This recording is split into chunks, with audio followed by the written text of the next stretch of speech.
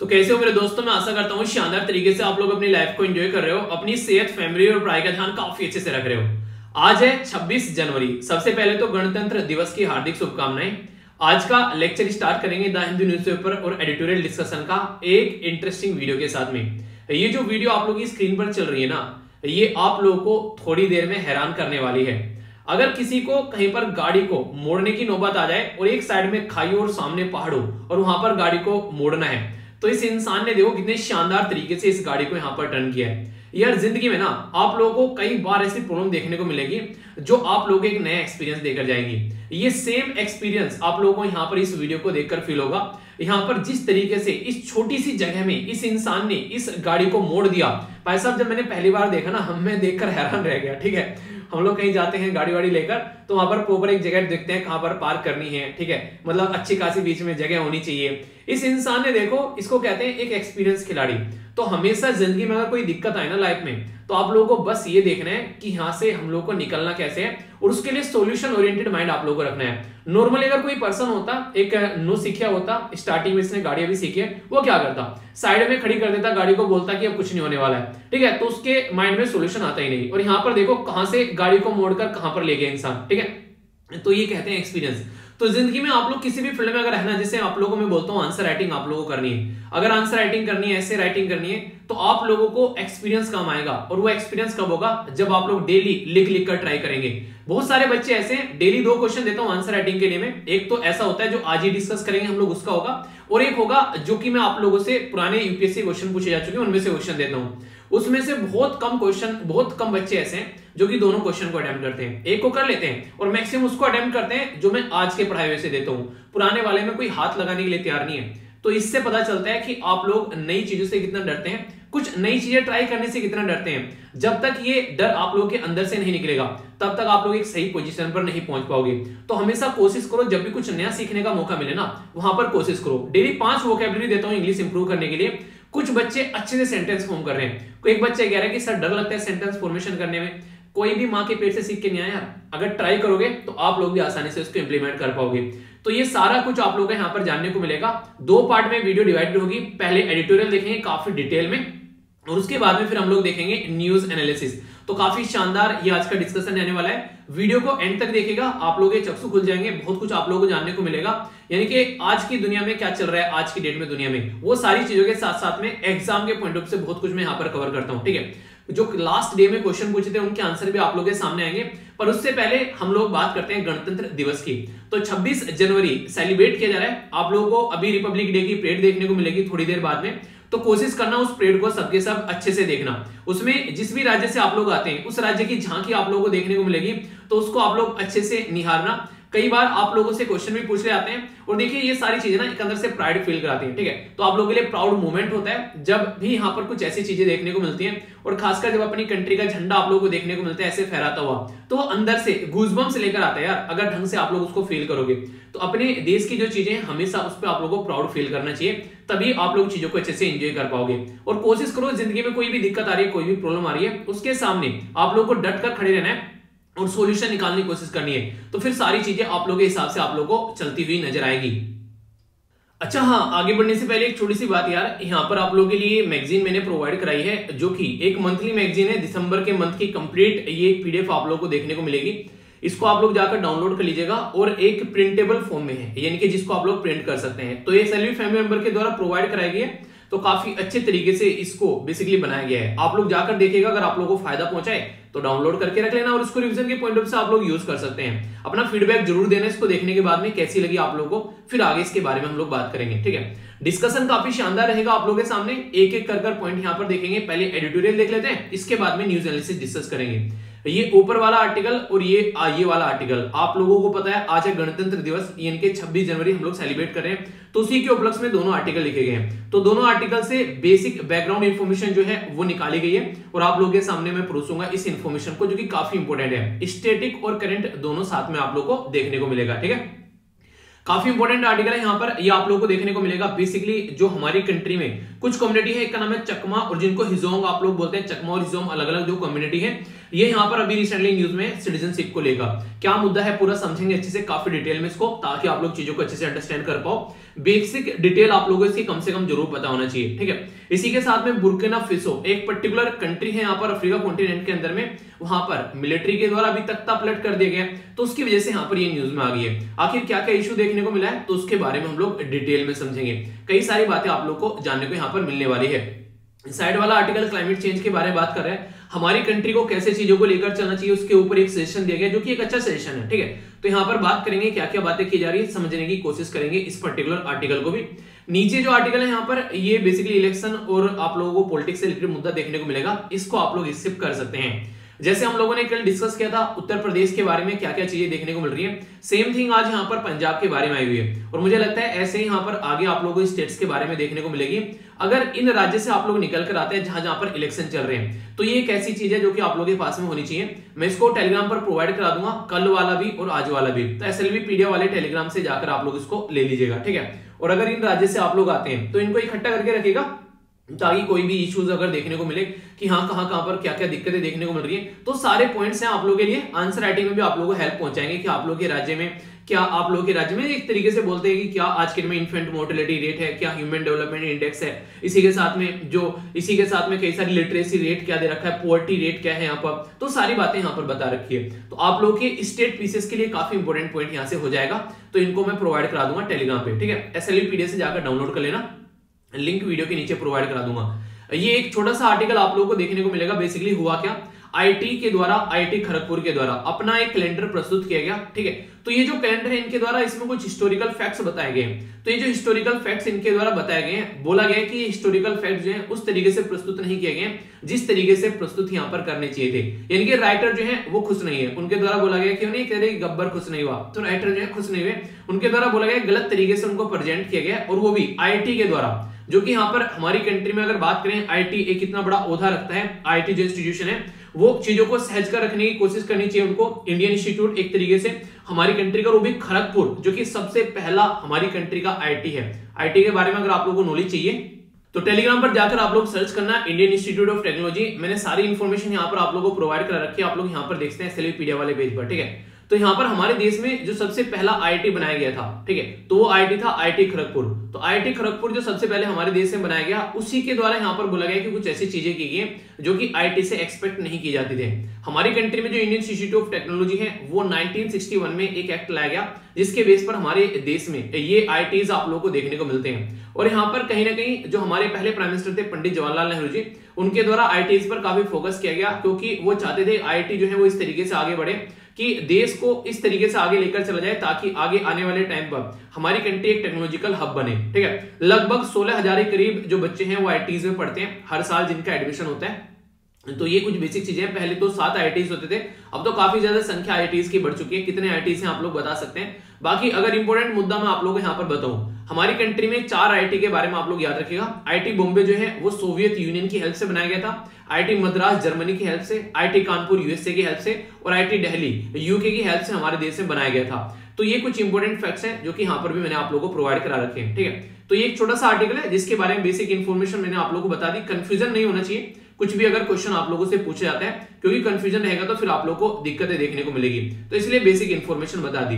तो ये हो गया यहाँ पर एडिटोरियल। इसी के साथ में आप लोगों को न्यूज एनालिसिस देखने को मिलेगा, एक एक कर पॉइंट डालेंगे। कैडर पॉलिसी के बारे में फिर से बात की गई है, प्रेसिडेंट रामनाथ कोविंद जी क्या बोल रहे हैं, जनरल बिपिन रावत जी को, इसी के साथ में जो कल्याण सिंह जी इनको पद्म विभूषण दिए गए, तो अवार्ड्स के बारे में आप लोगों को जानने को मिलेगा क्या कौन कौन से अवार्ड यहाँ पर है। इसी के साथ में कुछ इंपोर्टेंट बातें सुप्रीम कोर्ट के द्वारा इलेक्शन कमीशन से पूछी गई, इलेक्शन को ध्यान में रखते हुए रेप के केसेस देखने को मिल रहे हैं देश के अंदर में। तो एक केस यहाँ पर एक खतरनाक निकलकर देश के सामने आया, जूही चावला के ऊपर एक चार्ज लगाया गया था। आखिर क्या था मुद्दा यहाँ पर, कुछ अवार्ड यहाँ पर आप लोगों को देखने को मिलेंगे आर्मी से रिलेटेड, तो इनके बारे में जानेंगे। और इंपॉर्टेंट यहाँ पर बेसिकली बात की जा रही है नीरज चोपड़ा के बारे में, तो उनको कौन सा अवार्ड दिया गया है वो भी हम लोग समझेंगे।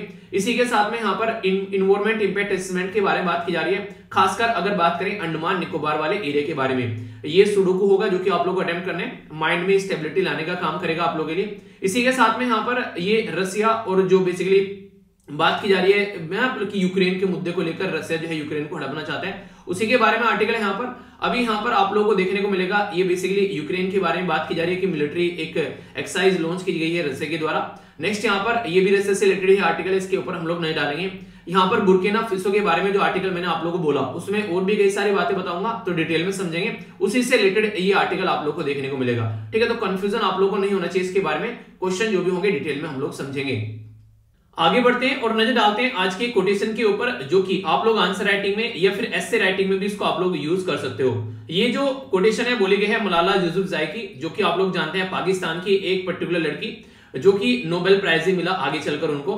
तो यहाँ पर इनके बारे में आप लोगों को पता होना चाहिए। अगर वुमेन इंपावरमेंट के लिए कुछ लिखने के लिए आता है तो ये कोटेशन आप लोग वहां पर यूज कर सकते हैं। We can not all succeed when half of us are held back, यानी कि आधे लोग मतलब जब 50% हमारी जो महिलाओं की पॉपुलेशन है, जो लड़कियों की पॉपुलेशन है, अगर उनको साथ में लेकर हम लोग नहीं चलेंगे तो हम लोग कभी भी अपनी लाइफ में क्या मतलब देश को आगे लेकर नहीं चल पाएंगे, क्योंकि आधी जनता, आधे हाथ, आधे काम करने वाले लोग, आधी पावर हम लोग पीछे छोड़कर जा रहे हैं। तो ये काफी शानदार एक कोटेशन है, अगर इसको आप लोग यूज करना चाहें तो यूज कर सकते हैं। डेली एक ऐसी कोटेशन आप लोगों को देता हूं और सारी इकट्ठी मिल जाएंगी। एसएलवी पीडिया जो टेलीग्राम ग्रुप है वहां पर नंबरिंग कर रखी है मैंने इनकी, ठीक है, ताकि आप लोग इनको इकट्ठा कर आगे रिवाइज भी कर सको।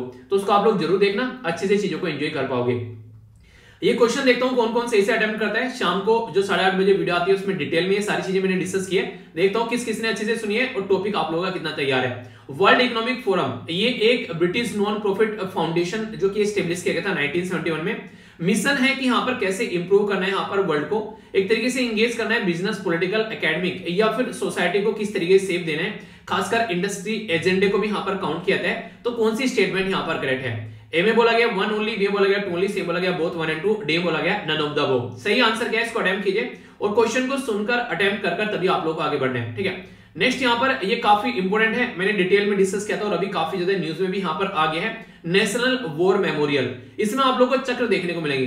अमर चक्र है यहाँ पर सर्किल ऑफ इमोरलिटी, वीरता चक्र है यहाँ पर सर्किल ऑफ ब्रेवरी और त्याग चक्र है यहाँ पर सर्किल ऑफ प्रोटेक्शन। तो सही आंसर क्या है यहाँ पर? ए में बोला गया 1 and 2, बी बोला गया 2 and 3, सी बोला गया 1 and 3, डी बोला गया ऑल ऑफ द अबव। सही आंसर क्या है बताइए? हालांकि ये बड़ा ही सिंपल सा है, हिंदी के शब्द अगर जानते हैं और इंग्लिश में आप लोग वोकैबुलरी जानते हैं तो आसानी से ऐसे क्वेश्चन का आंसर आप लोग दे दोगे, कोई ज्यादा दिक्कत आप लोगों को देखने को नहीं मिलेगी, ठीक है। तो अटेम्प्ट करो, देखता हूं कौन सी आंसर देता है। आगे चलते हैं, नेक्स्ट क्वेश्चन के बारे में हुतई रिबेल के बारे में बात की जा रही है। तो ये जो ऑपरेट होते हैं किस कंट्री में यहाँ पर आप लोगों को ये ऑपरेटेड देखने को मिलेंगे, ठीक है। तो यहाँ पर ईरान, सीरिया, पैलेस्तीन या फिर यमन, बहुत ज्यादा न्यूज में थे, अभी आप लोगों ने यहाँ पर सुना भी होगा, डिटेल में मैंने आप लोगों को पढ़ाया था। हुतई ने जो था यूएई के ऊपर अटैक किया और यूएई ने अभी हुतई के ऊपर अटैक किया, तो उसकी वजह से भी काफी ज्यादा न्यूज में थे। तो हुतई के बारे में काफी सारी बातें मैंने डिस्कस की थी आप लोगों से, तो देखता हूं कौन सही आंसर इसका दे पाता है। तो डेली में 3 से 4 क्वेश्चन आप लोगों को देता हूं, इनको अच्छे से अटेम्प्ट किया करो। कई सारे बच्चे डिटेल में आंसर लिखते हैं, अच्छा लगता है। इसी तरीके से आप लोगों को ये लगेगा अगर अच्छे से आंसर लिखेंगे तो लंबे समय तक आप लोग उसको याद भी रख पाएंगे। एक बार लिख के अगर देख लोगे ना किसी चीज को, फिर जल्दी से आप लोग भूलोगे नहीं, तो इसलिए अच्छे से ट्राई किया करो, ओके। यहाँ पर आप लोगों के सामने एक कंट्री जिसका नाम है बुर्किना फासो। बुर्किना फासो आप लोगों को देखने को मिलेगी अफ्रीका कॉन्टिनेंट के अंदर में। यहाँ पर अभी तख्ता पलट किया गया आर्मी के द्वारा, उसकी वजह से यहाँ पर ये न्यूज में है। और ये एक ऐसी कंट्री है जहां पर नॉर्मली आप लोगों को काफी शांति देखने को मिलती थी, पर लेकिन अभी रिसेंटली खासकर 2015 के बाद में काफी सारी जो दिक्कतें यहाँ पर देखने को मिली, जिसकी वजह से दिक्कत यहाँ पर सामने निकल कर आई। प्रेसिडेंट जो है यहाँ पर उनको आर्मी के द्वारा अरेस्ट कर लिया गया है, जिसकी वजह से ये इशू देखने को मिल रहा है। अपनी कंट्री कंपेयर में अगर आप लोग देखोगे तो आप लोग यहाँ पर देखने को मिलेगा बुर्किना फासो, ठीक है। बेसिकली ये काफी इंपोर्टेंट रीजन है, इसके बारे में क्वेश्चन बन जाता है। तो जीएस पेपर 2 के अंदर आप लोगों से यहाँ पर कुछ ऐसे पॉइंट पूछे जा सकते हैं। बात अगर करें यहाँ पर बुर्किना जो फासो है, ये आप लोगों को देखने को मिलेगा यहाँ पर एग्जैक्टली माली के जस्ट नीचे, और ये जो रीजन है इसको साहेल रीजन बोलते हैं। साहेल रीजन जो है यहाँ पर ये सेमी एरिड रीजन आप लोगों को देखने को मिलेगा, यानी कि ये जो रीजन है यहाँ पर सेपरेट करता है सहारा डेजर्ट को, बेसिकली जो ट्रॉपिकल सवाना है उसके बीच में आप लोगों को यहाँ पर ये देखने को मिलेगा। कई बार साहेल रीजन की कंट्री के बारे में आप लोगों से पूछ ले जाए तो इनके कुछ नाम आप लोग यहाँ पर याद रखते हैं। यहाँ से एरिटेरिया भी आप लोगों को देखने को मिलेगा और इधर साइड में जाकर सेनेगल आप लोगों को नजर आएगा। तो एरिटेरिया से लेकर सेनेगल तक कई सारी कंट्री यहाँ पर आती है, तो बुर्किना फासो भी इसी का पार्ट आप लोगों को यहाँ पर देखने को मिलता है। तो साहेल रीजन में ऑलरेडी काफी ज्यादा यहाँ पर जद्दोजहद आती है, क्योंकि आप लोगों ने सुना होगा पुराने टाइम में माली के बारे में, लीबिया के बारे में, ऑलरेडी यहाँ पर ऐसी हरकतें होती रहती हैं। तो अभी यहाँ पर भी कुछ ऐसी हरकतें देखने को मिली और ये बिल्कुल ऐसे ही है जैसे कि आज की डेट में आप लोगों ने देखा नहीं, म्यांमार के अंदर में जो दिक्कतें देखने को मिल रही है, मिलिट्री के द्वारा तख्ता पलट किया गया और पावर अपने हाथ में ले ली गई। पर लेकिन यहाँ पर एक डिफरेंस आप लोगों को देखने को मिलेगा। म्यांमार के अंदर जब मिलिट्री के द्वारा तख्ता पलट किया गया और पावर जो है वो अपने हाथ में ले गई, जनता जो है अपोज करने के लिए सड़कों पर उतर आई।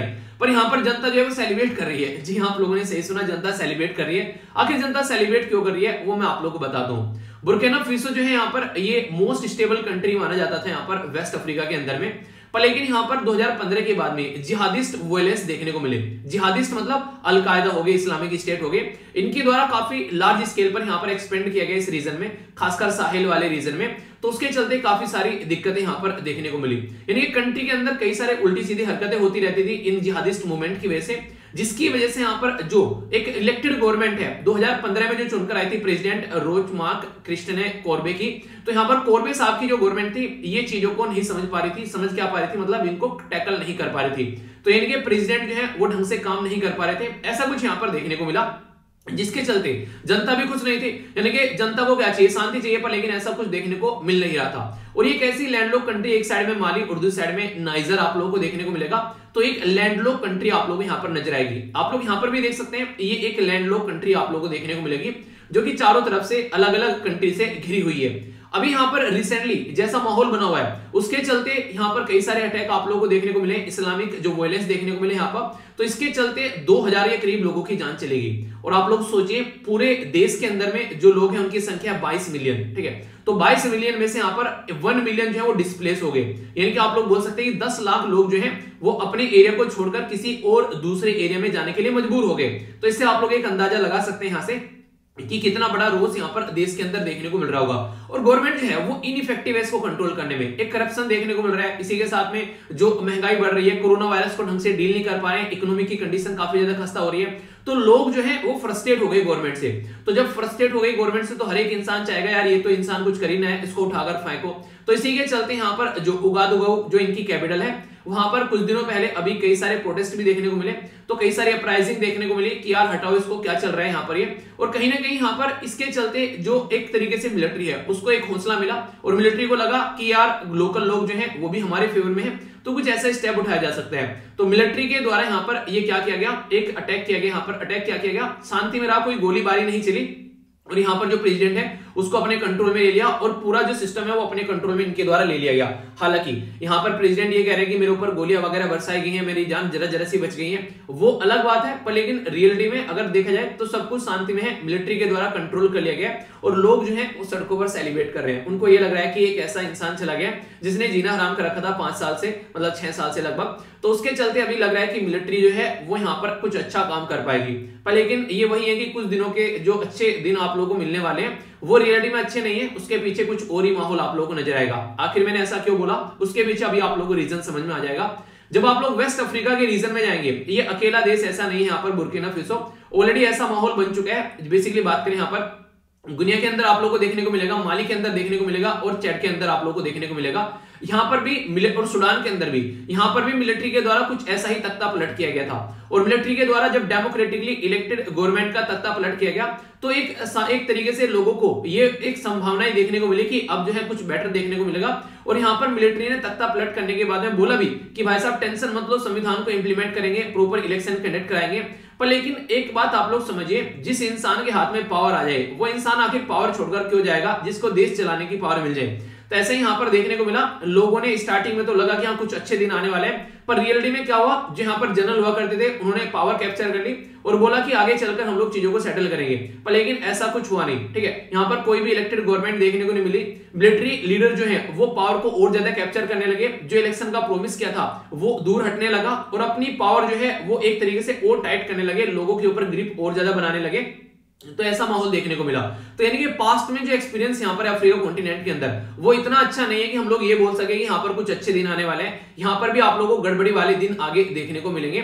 अभी जितने जो खुश हो रहे हैं जनता, उतनी ही ज्यादा दिक्कतें यहाँ पर देखने को मिलेगी आने वाले टाइम में, क्योंकि आर्मी जो है वो लोगों की एस्पिरेशन के लिए काम करने के लिए नहीं बनी होती है। उसका रीजन ये है क्योंकि वो जनता के द्वारा इलेक्टेड होकर नहीं आती है, ठीक है। तो आर्मी जो है इसलिए यहाँ पर वो सिक्योरिटी के पॉइंट ऑफ से सही है, पर लेकिन जनता के पॉइंट ऑफ से अगर बोला जाए आर्मी चलाएगी तो वो कभी भी पॉसिबल नहीं है। इवन अपना देश आप लोग देखिए, हमारा देश एक ऐसा बचा हुआ देश है आसपास वाले रीजन में जहां पर नॉर्मली मिलिट्री तख्ता पलट आप लोगों को नहीं देखने को मिलता है, ठीक है। पाकिस्तान में बात कर लीजिए, म्यांमार में बात कर लीजिए, श्रीलंका में बात कर लीजिए, कई सारे देश में यहाँ पर, और पाकिस्तान तो अभी यहाँ पर, बांग्लादेश में तो अभी चीजें थोड़ी चलनी स्टार्ट हुई है, वरना मैक्सिमम कंट्री जो आसपास की हैं, जब से अंग्रेज यहाँ पर छोड़ कर गए, मैक्सिमम में आप लोगों को कोई ना कोई मिलिट्री रूलर जो है वो रूल करता हुआ पाएगा।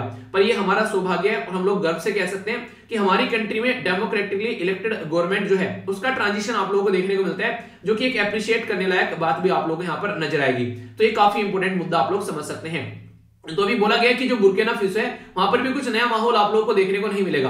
प्रोटेस्टर जो इतने खुश हो रहे हैं यहाँ पर गलियों में अभी सेलिब्रेट कर रहे हैं, आने वाले टाइम में उनको दिक्कतें देखने को मिलने वाली है, क्योंकि आर्मी जो होती है वो यहाँ पर जिस तरीके से काम करेगी वो लोगों की एक्सपेक्टेशन को फुलफिल नहीं कर पाएगी। और खासकर अभी जिहादिस्ट जो वायलेंस है वो भी नहीं गया, यानी कि जो अभी यहाँ पर अलकायदा और यहाँ पर जो भी आईएस वाले जो अभी यहाँ पर हरकतें चल रही हैं वो भी कंटिन्यू चल रही है। तो यहाँ पर कैसे एक तरीके से लोगों की एस्पिरेशन को शांत में रखते हुए एक तरीके से कैसे सिक्योरिटी प्रोवाइड कराएगी, तो ये देखने वाली बात होगी। क्योंकि पावर हंग्री जो जुंटा मतलब आर्मी जो गवर्नमेंट है यहाँ पर वो यहाँ पर कैसे चीजों को लेकर चलेगी, किस तरीके से यहाँ पर साहिल रीजन में जो टेररिस्ट एक्टिविटी इतना ज्यादा बढ़ रही है और यहाँ पर आज के दिन में मैक्सिमम आर्मी जो है वो अपनी पावर लेकर बैठ गई है, तो किस तरीके चीजों को लेकर चलेगी।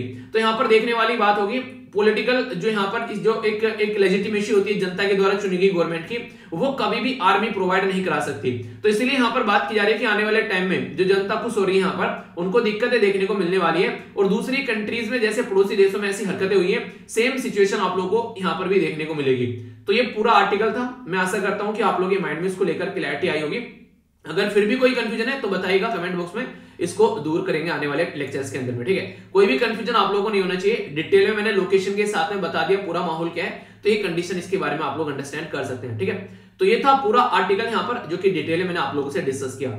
इसी के साथ में बढ़ते हैं नेक्स्ट आर्टिकल की ओर। ये आर्टिकल काफी इंपोर्टेंट है, खासकर ट्राइबल इश्यूज जो आप लोगों को देखने को मिलते हैं, फिर गवर्नमेंट पॉलिसीज के बारे में बात की जाए तो जीएस पेपर 2 के अंदर आप लोगों के लिए यहाँ पर ये टॉपिक इंपोर्टेंट हो जाता है। यहाँ पर बात की जा रही है दो ट्राइबल कम्युनिटी के बारे में, एक है चकमा और दूसरे यहाँ पर हिजोंग, ठीक है। तो ये जो लोग हैं यहाँ पर इनको बोला गया कि यार इनको सिटीजनशिप मिलनी चाहिए। आप लोगों ने देखा हमारे देश में अभी रिसेंटली सिटीजनशिप अमेंडमेंट एक्ट लेकर आया गया, तो बोला गया यहाँ पर इनको भी उसमें इंक्लूड करना चाहिए। इनको आज की डेट में जहां पर ये रहते हैं वहां पर उनको ढंग से ट्रीट नहीं किया जाता है। आप लोग बोलेंगे आखिर क्यों ट्रीट नहीं किया जाता है, जहां पर ये रहते हैं आखिर अपने एरिया में रहते होंगे ना, ऐसा नहीं है, अपने एरिया में नहीं रहते हैं, रीजन आप लोगों को समझ में आ जाएगा। एक टाइम ऐसा था बांग्लादेश के अंदर अगर आप लोग जाएंगे तो यहाँ पर चितगोंग जो हिली वाला एरिया है, यहाँ पर जो हमारी कंट्री का त्रिपुरा और मिजोरम को टच करता है, ये सारे लोग मैक्सिमम इस वाले एरिया में रहा करते थे।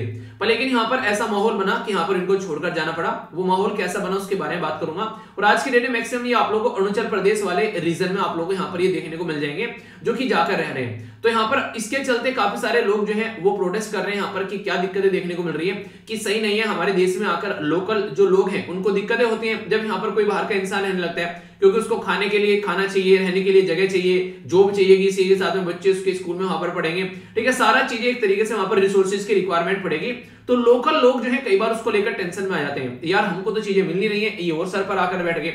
सुना होगा ना आप लोगों ने, कई बार घर में भी अगर कोई मेहमान आ जाए, कई बार आप लोगों ने देखा होगा कि अतिथि कब जाओगे, ठीक है, मूवी देखिए तो ये सारी चीजें नॉर्मली देखने को मिल जाती हैं। वो तो मेहमानों चलो लगता है चला जाएगा यार 1-2 दिन में, पर लेकिन रियलिटी में अगर आप लोग यहाँ पर देखोगे ये सिचुएशन थोड़ी सी और ज्यादा टाइट हो जाती है। तो इसके ऊपर काम करना और ज्यादा इंपॉर्टेंट यहाँ पर हो जाता है। तो यहाँ पर ये जो लोग हैं यहाँ से ये बेसिकली चितगोंग हिली एरिया से लुसाई हिली एरिया में देखने को मिले, और फिर यहाँ से ये अलग अलग रीजन में यहाँ पर बेसिकली अरुणाचल प्रदेश के अंदर में कुछ यहाँ पर आप लोग को देखने को मिलेंगे, ये जाकर स्टेब्लिश होना स्टार्ट हो गए, ठीक है। तो याद रखिएगा लुसाई हिल वाला जो रीजन है वो मिजोरम के अंदर में है। डायरेक्ट आप लोगों से ऐसे क्वेश्चन पूछ ले जाते हैं जो कि बैकग्राउंड में स्टैटिक पोर्शन के साथ में कनेक्ट होते हैं, फिर आप लोग बोलते हो यार कहां से आ गए, तो यहां से आ गए भाई साहब, थोड़ा सा भी ध्यान से सुनोगे तो आप लोग आसानी से आंसर दे पाओगे। तो कोई भी कंफ्यूजन आप लोगों को यहाँ पर इससे रिलेटेड नहीं होना चाहिए, ठीक है।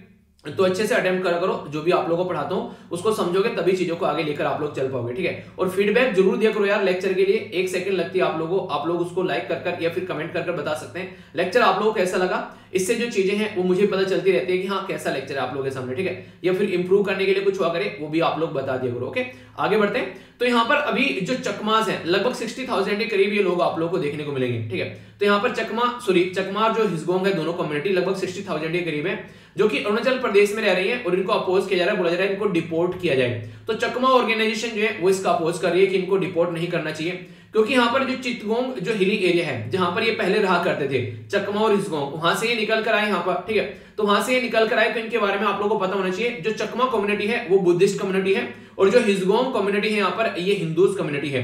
तो बोला ये जा रहा है कि सिटीजनशिप अमेंडमेंट एक्ट जो हमारे देश में लेकर आया गया था, उनके तहत हम लोग इनको भी सिटीजनशिप राइट क्यों नहीं दे देते हैं, लेकिन इनको सिटीजनशिप राइट नहीं दिए जा रहे हैं। अगर बात करें तो ये पाकिस्तान, जिसको ईस्ट पाकिस्तान आप लोग बोला करते थे पहले, और 1971 के बाद में आप लोगों ने बांग्लादेश बोलना स्टार्ट कर दिया, क्योंकि एक नया देश पैदा हुआ था जो हमारी देश में भी काफी बड़ा रोल प्ले किया था इसको बनाने में। तो 1964-65 में अगर बात करें, जो यहाँ पर यहाँ से निकल कर आए और कहां पर सेटल हो गए, अरुणाचल प्रदेश के अंदर में। रीजन क्या था? रीजन था यहाँ पर जो चकमा कम्युनिटी थी उनके द्वारा तो अपनी लैंड खो दी गई, यानी कि इनके यहाँ पर जो बांग्लादेश में एक पर्टिकुलर डैम बांध बनाया गया जिसका नाम था यहाँ पर कपटई डैम, ठीक है। तो कपटई डैम बनाया गया कर्णापुली जो रिवर है बांग्लादेश के अंदर में, तो उसके चलते इनको वहां से डिस्प्लेस किया गया, तो ये वहां से छोड़कर इंडिया के अंदर आ गए। हिजगोंग जो आप लोगों को देखने को मिलेगी, इनका रिलीजियस प्रोसिक्यूशन किया गया क्योंकि एक हिंदू कम्युनिटी थी और वहां पर एक तरीके से जो दूसरी कम्युनिटी थी यहाँ पर, ठीक है, खासकर जो नोट स्पीकिंग जो एक तरीके से मान लिया आज के दिन में आप लोग ऐसे एरिया में रहते हैं जो लोकल लैंग्वेज बोलते हैं, कोई बाहर का इंसान आया तो आप लोग कुछ उसने बोल दिया तो एकदम पलट कर देखते हैं कि पता नहीं कौन आ गया। तो कई बार ऐसा देखने को मिलता है, मान लीजिए कोई रिलीजियस कम्युनिटी है मुस्लिम या फिर वहां पर कोई हिंदू कम्युनिटी है, तो एक दूसरे को कई बार पहचान नहीं पाते हैं। तो इस तरीके से यहाँ पर इनके खिलाफ कई सारी उल्टी सीधी हरकतें देखने को मिले, क्योंकि ये यहाँ पर जो हिंदू कम्युनिटी थी यहाँ पर इनके खिलाफ जब हरकतें देखने को मिली तो ये भागे वहां से।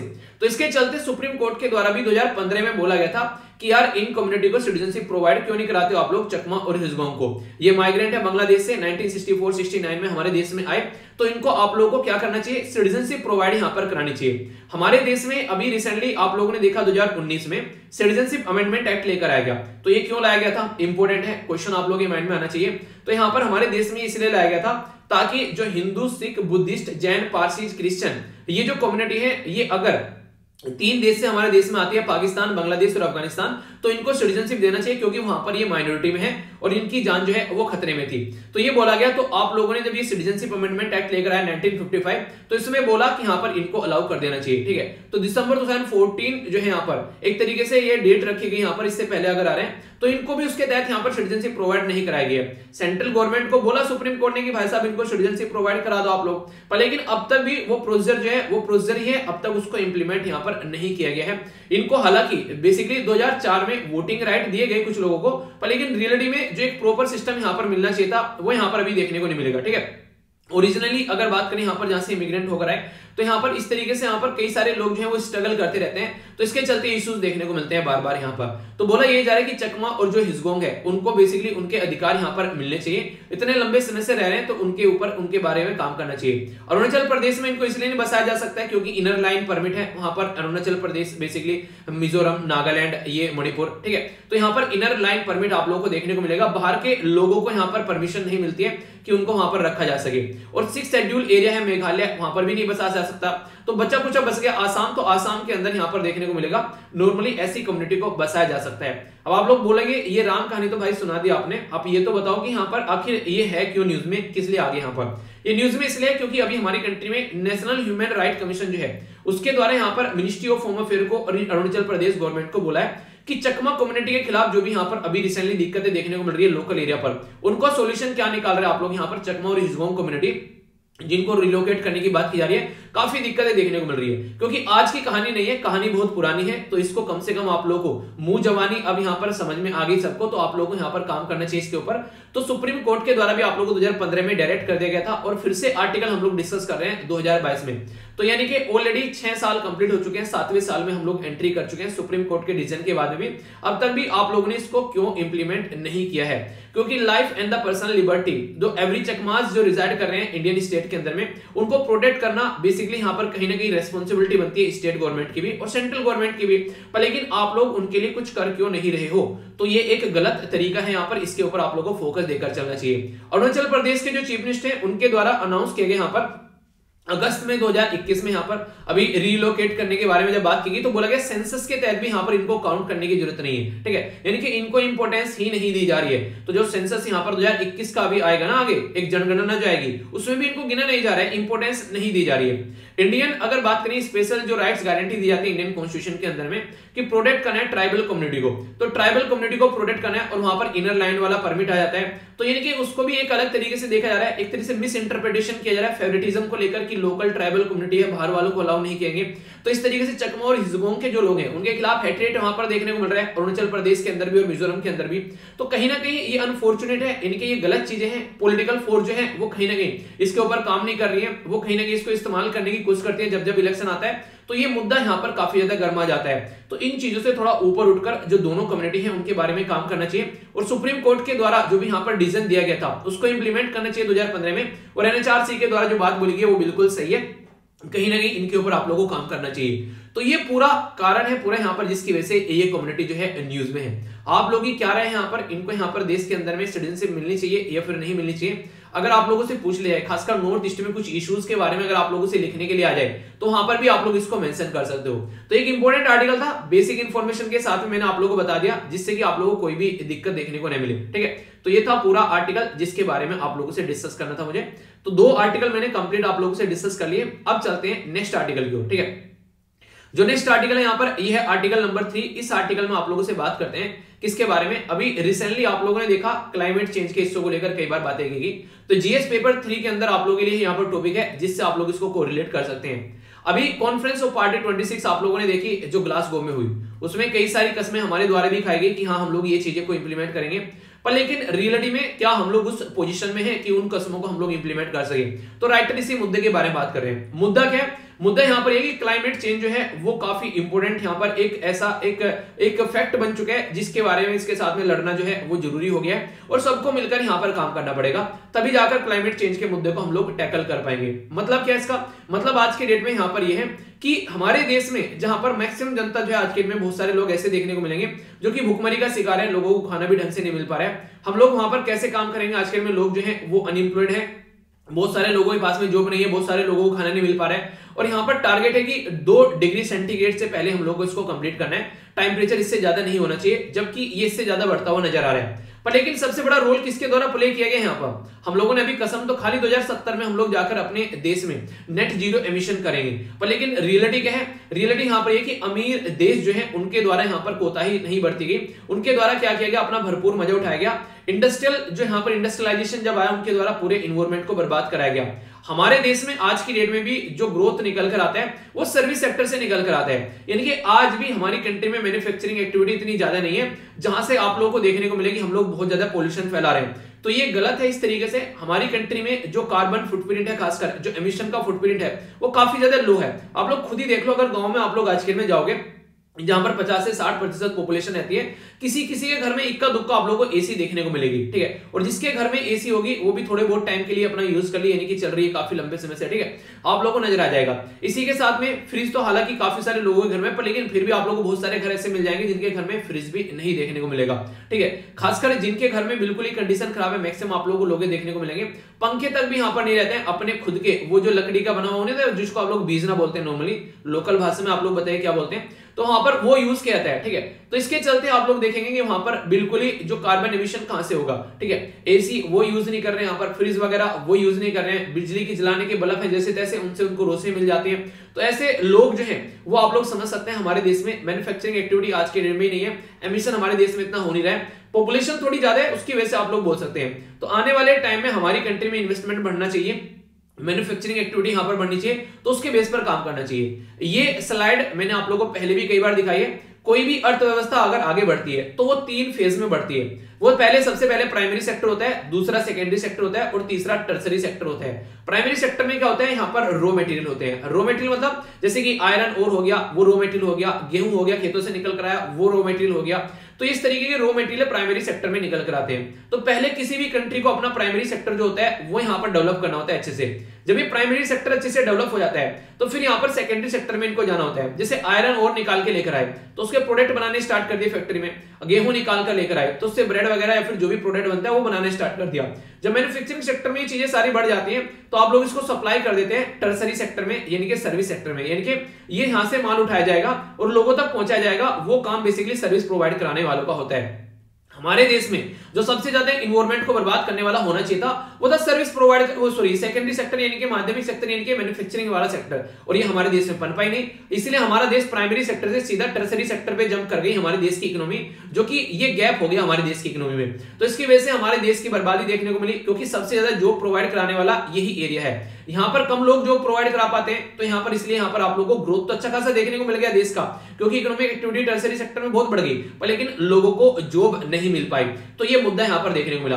जबकि चाइना ने पहले ये डेवलप किया, फिर ये डेवलप किया, फिर ये डेवलप किया। चाइना में सारी चीजें प्रोसेस में चली, और हर एक कंट्री जो अच्छा कुछ कर रही है उसकी सारी चीजें प्रोसेस में ही चलती है।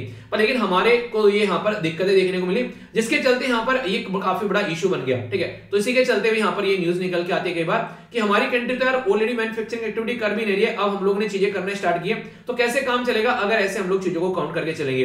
तो ये बेसिक फंडा यहाँ पर देखने को मिल रहा है। तो राइटर भी यहाँ पर ये बोल रहे हैं कि यहाँ पर जो अमीर देश हैं उनके द्वारा जो बर्बादी की गई है, हम तो अभी यहाँ पर बढ़ना स्टार्ट हुए। हमारी कंट्री में लोगों को जॉब कैसे मिलेगी, भुखमरी कैसे यहाँ पर बेसिकली दूर होगी अगर इन फंडों को हम लोग फॉलो करके चलेंगे। पर फिर भी यहाँ पर थोड़ा सा हम लोग को साथ देना पड़ेगा, और हमारे प्राइम मिनिस्टर मोदी साहब के द्वारा 2070 में बोला गया कि एमिशन को हम लोग कम करेंगे। तो शॉर्ट, मीडियम या फिर लॉन्ग टर्म जो भी गाइडलाइन है वो आप लोगों के सामने यहाँ पर आनी चाहिए, ताकि एक प्रॉपर प्लान बनाया जा सके हमारी कंट्री को आगे लेकर चलने का। बिना प्लानिंग की चीजें आप लोगों को देखने को ही नहीं मिलेगी। तो ग्रीन इंडस्ट्रियलाइजेशन पॉलिसी हम लोग को लेकर आनी चाहिए स्टडी के पॉइंट ऑफ व्यू से। अगर हम लोग आगे चले, इकोनॉमिक एक्टिविटी को क्लाइमेट फ्रेंडली हम लोग को बनानी चाहिए। तो इस तरीके से हम लोग को चीजों को आगे लेकर चलना चाहिए, पर लेकिन ऐसा नहीं कि इसके चक्कर में हम लोग चीजों को छोड़कर बैठ जाएंगे। ये 5 जो पॉइंट है इनको आप लोग जरूर याद रखिएगा। ठीक है, जो मैंने आप लोगों को कई बार बताए हैं, यहाँ पर ये पंचतंत्र आप लोगों से एग्जाम में पूछे जा रहे हैं कई जगह, और आगे भी आप लोगों से क्वेश्चन इनका बन सकता है। हमारी कंट्री में 500 गीगावाट 2030 तक बोला। इंडिया जो है 50% के करीब आप लोगों को रिक्वायरमेंट देखने को मिलेगी 2030 तक का, ये बोला गया रिन्यूएबल एनर्जी की। इसी के साथ में यहाँ पर 1 बिलियन टन जो है कार्बन एमिशन को कम करने की बात की गई 2030 तक का। 2030 तक का यहाँ पर रिड्यूस करने की बात की गई। इंटेंसिटी जो कार्बन की है पहले 35 थी, वो 45 कर दी, और 2070 तक का नेट जीरो एमिशन कर दिया हम लोगों ने। ये सारी कस्में जो बाइडेन ने खिलाई हमारे प्राइम मिनिस्टर साहब को, हम लोगों ने खा भी ली। पर लेकिन ये बोला कि पैसा तो दो, अब हम लोग पैसा मिलेगा तभी तो काम करेंगे। तो यहाँ पर जो 500 गीगावाट कर दिया, 50 गीगावाट बढ़ाकर पहले 450 गीगावाट था। तो यहाँ पर कहीं ना कहीं ये फंडा था कि हाँ आने वाले टाइम में हम लोग काम करेंगे, पर लेकिन बेसिक जो चीजें हैं वो हम लोग को मिलनी चाहिए। तो ये बेसिक फंडा आप लोग यहाँ पर इसके बारे में याद रखिएगा। ठीक है, क्वेश्चन बन जाए तो आप लोग इसको लेकर कंफ्यूजन नहीं होना चाहिए। ये यहाँ पर बातें बताएगी अगर हम लोग इन चीजों को कंट्रोल नहीं कर पाते हैं। चाइना ने 2060 बोला, यूएसए ने 2050 बोला, हम लोगों ने 2070 बोला। और नेट जीरो एमिशन क्या होता है ये भी क्वेश्चन पूछा गया था, मुझे लग रहा है हरियाणा पीसीएस के अंदर में। ठीक है, तो यहाँ पर बात की जाती है कि अगर, जैसे कि मैंने बोला हमेशा मैं आप लोगों को एक उदाहरण देता हूं कि जितने पेड़ आप लोगों ने काटे हैं उतने ही पेड़ आप लोगों ने लगा देने हैं। तो जितनी कार्बन डाइऑक्साइड आप लोगों ने रिलीज किया उतनी ही आप लोगों को सब्ज्यूम करनी है, और उसके लिए क्या करना है, ज्यादा से ज्यादा पेड़ वगैरह आप लोगों को लगाने हैं, कुछ ऐसी एक्टिविटीज करनी है ताकि इन्वायरमेंट में से ये चीजें खत्म हो जाए। या फिर रिन्यूएबल एनर्जी को आप लोग यूज करो, सोलर एनर्जी ये सब, ताकि ऐसा कुछ देखने को नहीं मिले। वरना आने वाले टाइम में ये दिक्कतें आप लोगों को देखने को मिलने वाली है। बहुत सारे ग्लेशियर आप लोगों को पिघलते हुए नजर आएंगे, जिसकी वजह से ओशन का लेवल बढ़ता हुआ नजर आएगा। आप लोगों ने देखना इंडोनेशिया को अपनी कैपिटल ट्रांसफर करनी पड़ रही है। चलिए क्वेश्चन बताइए, देखता हूं किस किस को याद है। शाम को जो वीडियो आती है उसमें डिटेल में पूरा टॉपिक मैंने कवर किया था। एडिटोरियल में नहीं है, पर लेकिन वहां पर मैंने कवर आप लोग कर लेता। देखिए कई सारे टॉपिक्स ऐसे रहते हैं जैसे कि यहाँ पर अगर एडिटोरियल के अंदर नहीं आते हैं, ठीक है, तो वो क्या होते हैं, जैसे कि पीआईबी के अंदर आ गया तो मैंने वहां पर कवर कर लिया, या फिर आप लोग का इंडियन एक्सप्रेस के अंदर आ गया तो वहां पर आप लोगों को वो आर्टिकल सारे देखने को मिल जाएंगे। मैक्सिमम पीआईबी, इंडियन एक्सप्रेस जो भी इंपॉर्टेंट आर्टिकल होते हैं वो आप लोग की शाम को 8:30 बजे वाली जो वीडियो आती है उसमें मैं कवर कर लेता हूं। ठीक है, तो उनको टेंशन आप लोगों को नहीं लेना है अगर दोनों वीडियो आप लोग फॉलो करके चल रहे हैं। तो ये करंट प्लस स्टैटिक पोर्शन आप लोग का हो जाता है। अभी यहाँ पर मैंने कल भी बताया था आप लोग को, एक जो सिलेक्टेड कैंडिडेट है आईएएस ऑफिसर, उनके द्वारा बोला गया कि वीर सर की वीडियो आप लोग देख सकते हैं, अच्छा पढ़ाते हैं, पर लेकिन थोड़ी सी लेंथी उनकी वीडियो होती है। ठीक है, तो लेंथी मैंने आप लोगों को बताया था क्यों होती है यार वो सारी चीजें, क्योंकि स्टैटिक और करंट जो है वो साथ में हो जाता है तो ये लेंथी हो जाती है। वरना जो भी चीजें यहाँ पर मैंने अभी आप लोगों को बताई है, ठीक है, यहाँ पर ये सारी चीजें इसके बारे में मेंशन कर रखा है छोटा सा, पर मैंने आप लोगों को डिटेल में यहाँ पर बता दिया। ये सारी चीजें आप लोगों को देखने को मिलेगी, मैंने एक्स्ट्रा पॉइंट यहाँ पर बताए। तो आप लोगों को चीजों को समझाने के लिए एक्स्ट्रा पॉइंट सारे बताने पड़ते हैं। ठीक है, साहिल रीजन का नाम दे रखा था पर मैंने पूरा साहिल रीजन आप लोगों को यहाँ पर समझा दिया। इसी के साथ में यहाँ पर कुछ भी ऐसा नहीं देखने को मिला जो मैंने एक्स्ट्रा चीजें यहाँ पर आप लोगों को बताई ताकि आप लोग टॉपिक को अंडरस्टैंड कर सको। तो बेसिक प्लस जो स्टैटिक्स प्लस करंट के साथ में जब हम लोग कवर करते हैं चीजों को तो चीजें थोड़ी लेंथी हो जाती है। वरना करंट इतना ज्यादा थोड़ी ना होता है यार, करंट तो मैं भी यहाँ पर आप लोगों को 30-35 मिनट में पढ़ाकर निकल जाऊंगा, पर लेकिन जब स्टैटिक पोर्शन आप लोगों को बताता हूं तो उसकी वजह से थोड़ी सी लेंथ यहाँ पर बढ़ जाती है। ठीक है, तो ये रीजन होता है। तो यहाँ पर अगर कोई ऐसी बातें बोला करे तो बताया करो कि हाँ ऐसे ऐसे चीजें चल रही हैं, तो कई बार ऐसे इश्यूज देखने को मिल जाते हैं, कई सारे बच्चे बोलते हैं कि लेंथी वीडियो हो जाती है, तो उसकी लेंथ के पीछे आप लोग देखो तो सही लेक्चर को कि लेक्चर के अंदर क्या है। बस बाहर तो लिखा हुआ है द हिंदू न्यूज़पेपर डिस्कशन पर, लेकिन रियलिटी में स्टैटिक पोर्शन को कवर कर कर आप लोगों को पढ़ाया जाता है। तो ये ओनली द हिंदू नहीं बच गया, अब यहाँ पर कुछ और भी उसके साथ में हो गया, तो इस तरीके से यहाँ पर चीजें बढ़ गई, ठीक है। तो उसको आप लोग कंफ्यूजन में नहीं आना है, तो प्रॉपर चीजें आप लोग को ध्यान रखनी है, ठीक है। नेक्स्ट जो इंपॉर्टेंट आर्टिकल है यहाँ पर बेसिकली ये यहाँ पर दो आर्टिकल का कॉम्बिनेशन आप लोगों को देखने को मिलेगा और बेसिक इंफॉर्मेशन भी मैं आप लोगों के लिए यहाँ पर कवर करूंगा। इंडियन कॉन्स्टिट्यूशन पार्लियामेंट से रिलेटेड या फिर संविधान से रिलेटेड कुछ बातें आप लोगों के सामने यहाँ पर रखूंगा जो कि आप लोगों को पता होनी चाहिए। आज के दिन यहाँ पर हम लोग बात करते हैं कि हमारा देश जो है वो एक रिपब्लिक डे है। तो यहाँ पर अगर आप लोग प्रियम्बल के अंदर आप लोग जाकर एक बार झांकोगे तो आप लोगों को देखने को मिलेगा यहाँ पर लिखा हुआ है प्रॉपर वर्ड रिपब्लिक, ठीक है। तो sovereign, socialist, secular, democratic and Republic, तो यहाँ पर इसके बारे में आप लोगों को पता होना चाहिए। इसके बारे में राइटर ने कई सारी बातें बताई है कि जो मैं आप लोगों से यहाँ पर डिस्कस करने वाला हूँ, ठीक है। अगर बात करें यहाँ पर, जैसे कि आप लोगों को पता है कि 26 जनवरी 1950 में हमारा संविधान जो है वो पिक्चर में आया, तो यहाँ पर एक शब्द है बेसिकली जिसको आप लोग रिपब्लिक यूज करते हैं, तो यहाँ पर रेस पब्लिक किया, तो ये मतलब होता है कि ये पब्लिक अफेयर, ठीक है। तो ये पब्लिक अफेयर शब्द यहाँ से निकल कर आया, जो कि यहाँ से ड्राइव किया गया एक शब्द है जो कि लैटिन वर्ड है, ठीक है। तो जिसको बोलते हैं बेसिकली रेस पब्लिक किया, ठीक है। तो ये शब्द से यहाँ पर रिपब्लिक वर्ड यानी कि पब्लिक अफेयर यानी कि जनता से रिलेटेड जो भी अफेयर है उसके बारे में बात की गई, तो रूट शब्द जो है वो यहाँ से निकाल कर लेकर आएगा। आप लोगों ने देखा यहाँ पर सोवरन जो यहाँ पर इसी के साथ में डेमोक्रेटिक और रिपब्लिक वर्ड हम लोग यूज करते हैं। तो सोवरेनिटी का मतलब क्या होता है? इसका मतलब होता है संप्रभुता, यानी कि कोई भी हमारे ऊपर किसी भी तरीका प्रेशर नहीं डालेगा, हम लोग इंडिपेंडेंट देश है, हम कह रहे हमारी एक संप्रभुता है। तो ये यहाँ पर आप लोगों को देखने को मिलेगा, तो ये शब्द इसी से निकल कर आता है, ठीक है। तो इसके चलते कोई भी हम लोग फ्री अपने खुद के कंडक्ट कर सकते हैं अपने अफेयर, यानी कि पहले अंग्रेज हमारे ऊपर रूल करते थे, वो डिसीजन लेते थे, अब हम अपने डिसीजन अपने आप ले सकते हैं। डेमोक्रेटिक के बारे में बात करते हैं जब यहाँ पर, तो यहाँ पर ये एक तरीके से आप लोगों को देखने को मिलेगा कि based on the doctrine of popular sovereignty, ठीक है। हम लोग क्या करते हैं, हमारी जो पावर है वो जनता के हाथ में है। तो डेमोक्रेसी आप लोगों ने सुना होगा कि जनता का शासन जनता के द्वारा जनता के लिए, ठीक है। तो हमारे जो लोग हैं वो अपने आप अपने देश में लोगों का चयन करेंगे और उसके बेस पर चीजें आगे बढ़ेंगी। और यहाँ पर रिपब्लिक एक तरीके से प्रीएम्बल के अंदर भी मेंशन किया गया, ठीक है। एक तरीके से इलेक्टेड हेड आप लोगों को देखने को मिलेगा, ठीक है। तो एक तरीके से आप लोग बोल सकते हैं कि आने वाले 5 साल के लिए हम लोग अपनी कंट्री में जो इलेक्शन कंडक्ट कराते हैं, तो वहां पर जनता के द्वारा चुनी गई गवर्नमेंट आती है जो कि पब्लिक अफेयर के लिए काम करती है, तो इसलिए हम लोग इसको रिपब्लिक बोलते हैं, ठीक है। तो ये बेसिक कुछ डेफिनेशन है जिनके बारे में आप लोग को पता होना चाहिए। एक और इंपॉर्टेंट बात यहाँ पर वो भी आप लोगों को आगे भी जानने को मिलेगी। यहाँ पर हमारा संविधान का कुछ पोर्शन जो है वो यहाँ पर 26 जनवरी को हम लोगों ने इंप्लीमेंट कर दिया, बाकी पूरा संविधान जो है वो 26 जनवरी को पूरा संविधान इंप्लीमेंट कर दिया। 26 नवंबर को कुछ पोर्शन हम लोगों ने इंप्लीमेंट किया था। 26 नवंबर को जो पोर्शन इंप्लीमेंट किया था वो था यहाँ पर आर्टिकल 5, 6, 7, 8, 9, इसी के साथ में यहाँ पर 60, 324, ये कुछ आर्टिकल्स है जिनके बारे में आप लोगों से बेसिक इंफॉर्मेशन कई बार पूछ ली जाती है, ठीक है। बाकी आगे अभी पूरा बेसिक मैं आप लोगों को बताने वाला हूं, उसके बारे में अच्छे से आप लोग सुनिएगा ताकि कोई भी कंफ्यूजन आप लोगों को संविधान से रिलेटेड देखने को न मिले, ओके। संविधान जो है वो एक ऐसा पार्ट है जिसके बेस पर हमारा देश चल रहा है और आप लोगों को पता होना चाहिए इनके बारे में। क्यों? क्योंकि यहाँ पर ये जिस तरीके से काम किया गया है, अगर आप लोग उसकी समझोगे उसके लेवल को जाकर, तो आप लोग उस चीज की रेस्पेक्ट करोगे। यानी कि जैसे मैंने आप लोगों को बोला कि मॉर्निंग से उठकर लेक्चर बनाना पड़ता है, इतना टाइम लगता है, तो एक दिन एक बच्चे के द्वारा बड़ा मेल लिखा गया। वो कह रहा कि मुझे सर मॉर्निंग में वीडियो 4 बजे लेकर आ जाओ। मैंने कहा यार 4 बजे के थोड़े से पहले तो मतलब 4 बजे के फिर में तो मैंने कहा मुझे न्यूज़पेपर मिलता है, तो मैं कैसे आप लोगों के पास में लेकर आ जाऊंगा। पीडीएफ डाउनलोड करने के लिए जो अलाउ किया है वो 5 बजे अलाउ करता है, उससे पहले पीडीएफ डाउनलोड करने के लिए अलाउ नहीं करता है। तो यहाँ पर किस तरीके से आप लोगों के सामने लेकर आ जाए, तो मैक्सिमम ये आप लोगों के सामने जो न्यूज़पेपर आता है तो उसमें कई बार आर्टिकल ऐसे रहते हैं कि बहुत सारे कि उनमें कुछ नया सीखने को मिलता है, ठीक है। तो इस तरीके से आप लोगों को देखने को मिलेगा। तो ये ऐसी चीजें होती हैं कि एक तरीके से आज की डेट में जब आप लोगों को पता चलेगा कैसे कैसे क्या क्या काम किया जाता है, वो नहीं फिर पता चलता है अच्छा यार इंसान ने ये चीजें की है, ठीक है। मैंने बोला था ना जो बाइडन के बारे में एक बार पढ़ना, आप लोग जो बाइडन सुन लेते हैं, जो बाइडन, तो कहां से निकल कर आया बंदा, आज की डेट में कैसे खड़ा हुआ है वो बंदा, उसके बारे में पढ़ोगे तो आप लोग रिलेटिव में मोटिवेट होगे। तो वो इंसान इस तरीके से, तो बैकग्राउंड के बारे में जब पता चलता है तब पता चलता है इंसान क्या क्या कर रहा है। तो वही बात है, जब संविधान के बैकग्राउंड के बारे में आप लोग जानोगे तो पता चलेगा कितनी मेहनत करके हमारा संविधान बनाया गया है। तो कुछ बातें डिस्कस करूंगा, इंटरेस्टिंग होगी और इंपॉर्टेंट भी होंगी, तो ध्यान से सुनिएगा। एग्जाम के पॉइंट ऑफ व्यू से तो होंगी, भारतीय नागरिक होने के नाते सुनना है आप लोगों को, ठीक है। भारतीय नागरिक होने के नाते इसलिए बोलता हूँ, आप लोग एग्जाम के नाम पे पढ़ते हैं ना जब, तो पढ़कर भूल जाते हैं। जब भी मैं शब्द बोल दिया करूँ कि भारतीय नागरिक होने के नाते सुनना है, तो समझा करो कि वो जिंदगी भर याद रखनी है चीजें, ठीक है। संविधान जो है हमारा वो 1949 में कुछ पोर्शन हमारा इंप्लीमेंट किया गया था, जो कि 26 नवंबर को, इसलिए 26 नवंबर को हम लोग संविधान दिवस सेलिब्रेट करते हैं। बाकी कंप्लीट संविधान हमारा पिक्चर में आता है 26 जनवरी 1950 में। और हिस्टोरिकली इसकी इंपोर्टेंस थी, यहाँ पर एक सेशन हुआ था जिसके चलते बोला गया था 26 जनवरी को हम लोग इंप्लीमेंट करेंगे। वो एक अलग कहानी है पूरी, पर लेकिन फिलहाल इस फैक्ट्स के बारे में हम लोग जानेंगे, कॉन्स्टिट्यूशन डे के बारे में। कॉन्स्टिट्यूशन जो डे है यहाँ पर ये, इसके बारे में अगर बात करें तो संविधान बनाना है, इसके बारे में कोई प्रपोजल जब आया था कि हाँ कुछ ऐसा कुछ होना चाहिए, तो आइडिया निकल कर आया। तो एमएन जो रोय थे उनका नाम याद रखिएगा, रोय और रे में डिफरेंस समझिएगा, यहाँ पर एमएन रोय के बारे में बात कर रहा हूं। तो 1934 में पहली बार प्रपोज किया गया था कि कोई कॉन्स्टिट्यूशन असेंबली होनी चाहिए और हमारा संविधान हम लोग खुद बनाएंगे। यानी कि ऐसे नहीं बोलते हैं लोकल एरिया में गवर्नमेंट होनी चाहिए और लोकल एरिया में देखिए क्या सही है क्या गलत है, तो खुद करेंगे काम। तो यहां पर बेसिकली ये कैबिनेट मिशन आया, एक कैबिनेट प्लान के बारे में आप लोगों ने पढ़ा होगा।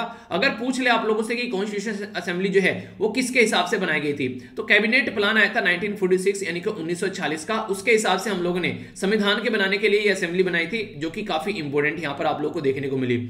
और 26 नवंबर जो है हमारे देश में, ये हम लोगों ने जो डे सेलिब्रेट किया गया संविधान दिवस के रूप में, ये कोई ज्यादा पुराना नहीं है। पहली बार 2015 में हम लोगों ने इसको बेसिकली नोटिफाई किया गवर्नमेंट के द्वारा और इसको सेलिब्रेट करना स्टार्ट किया।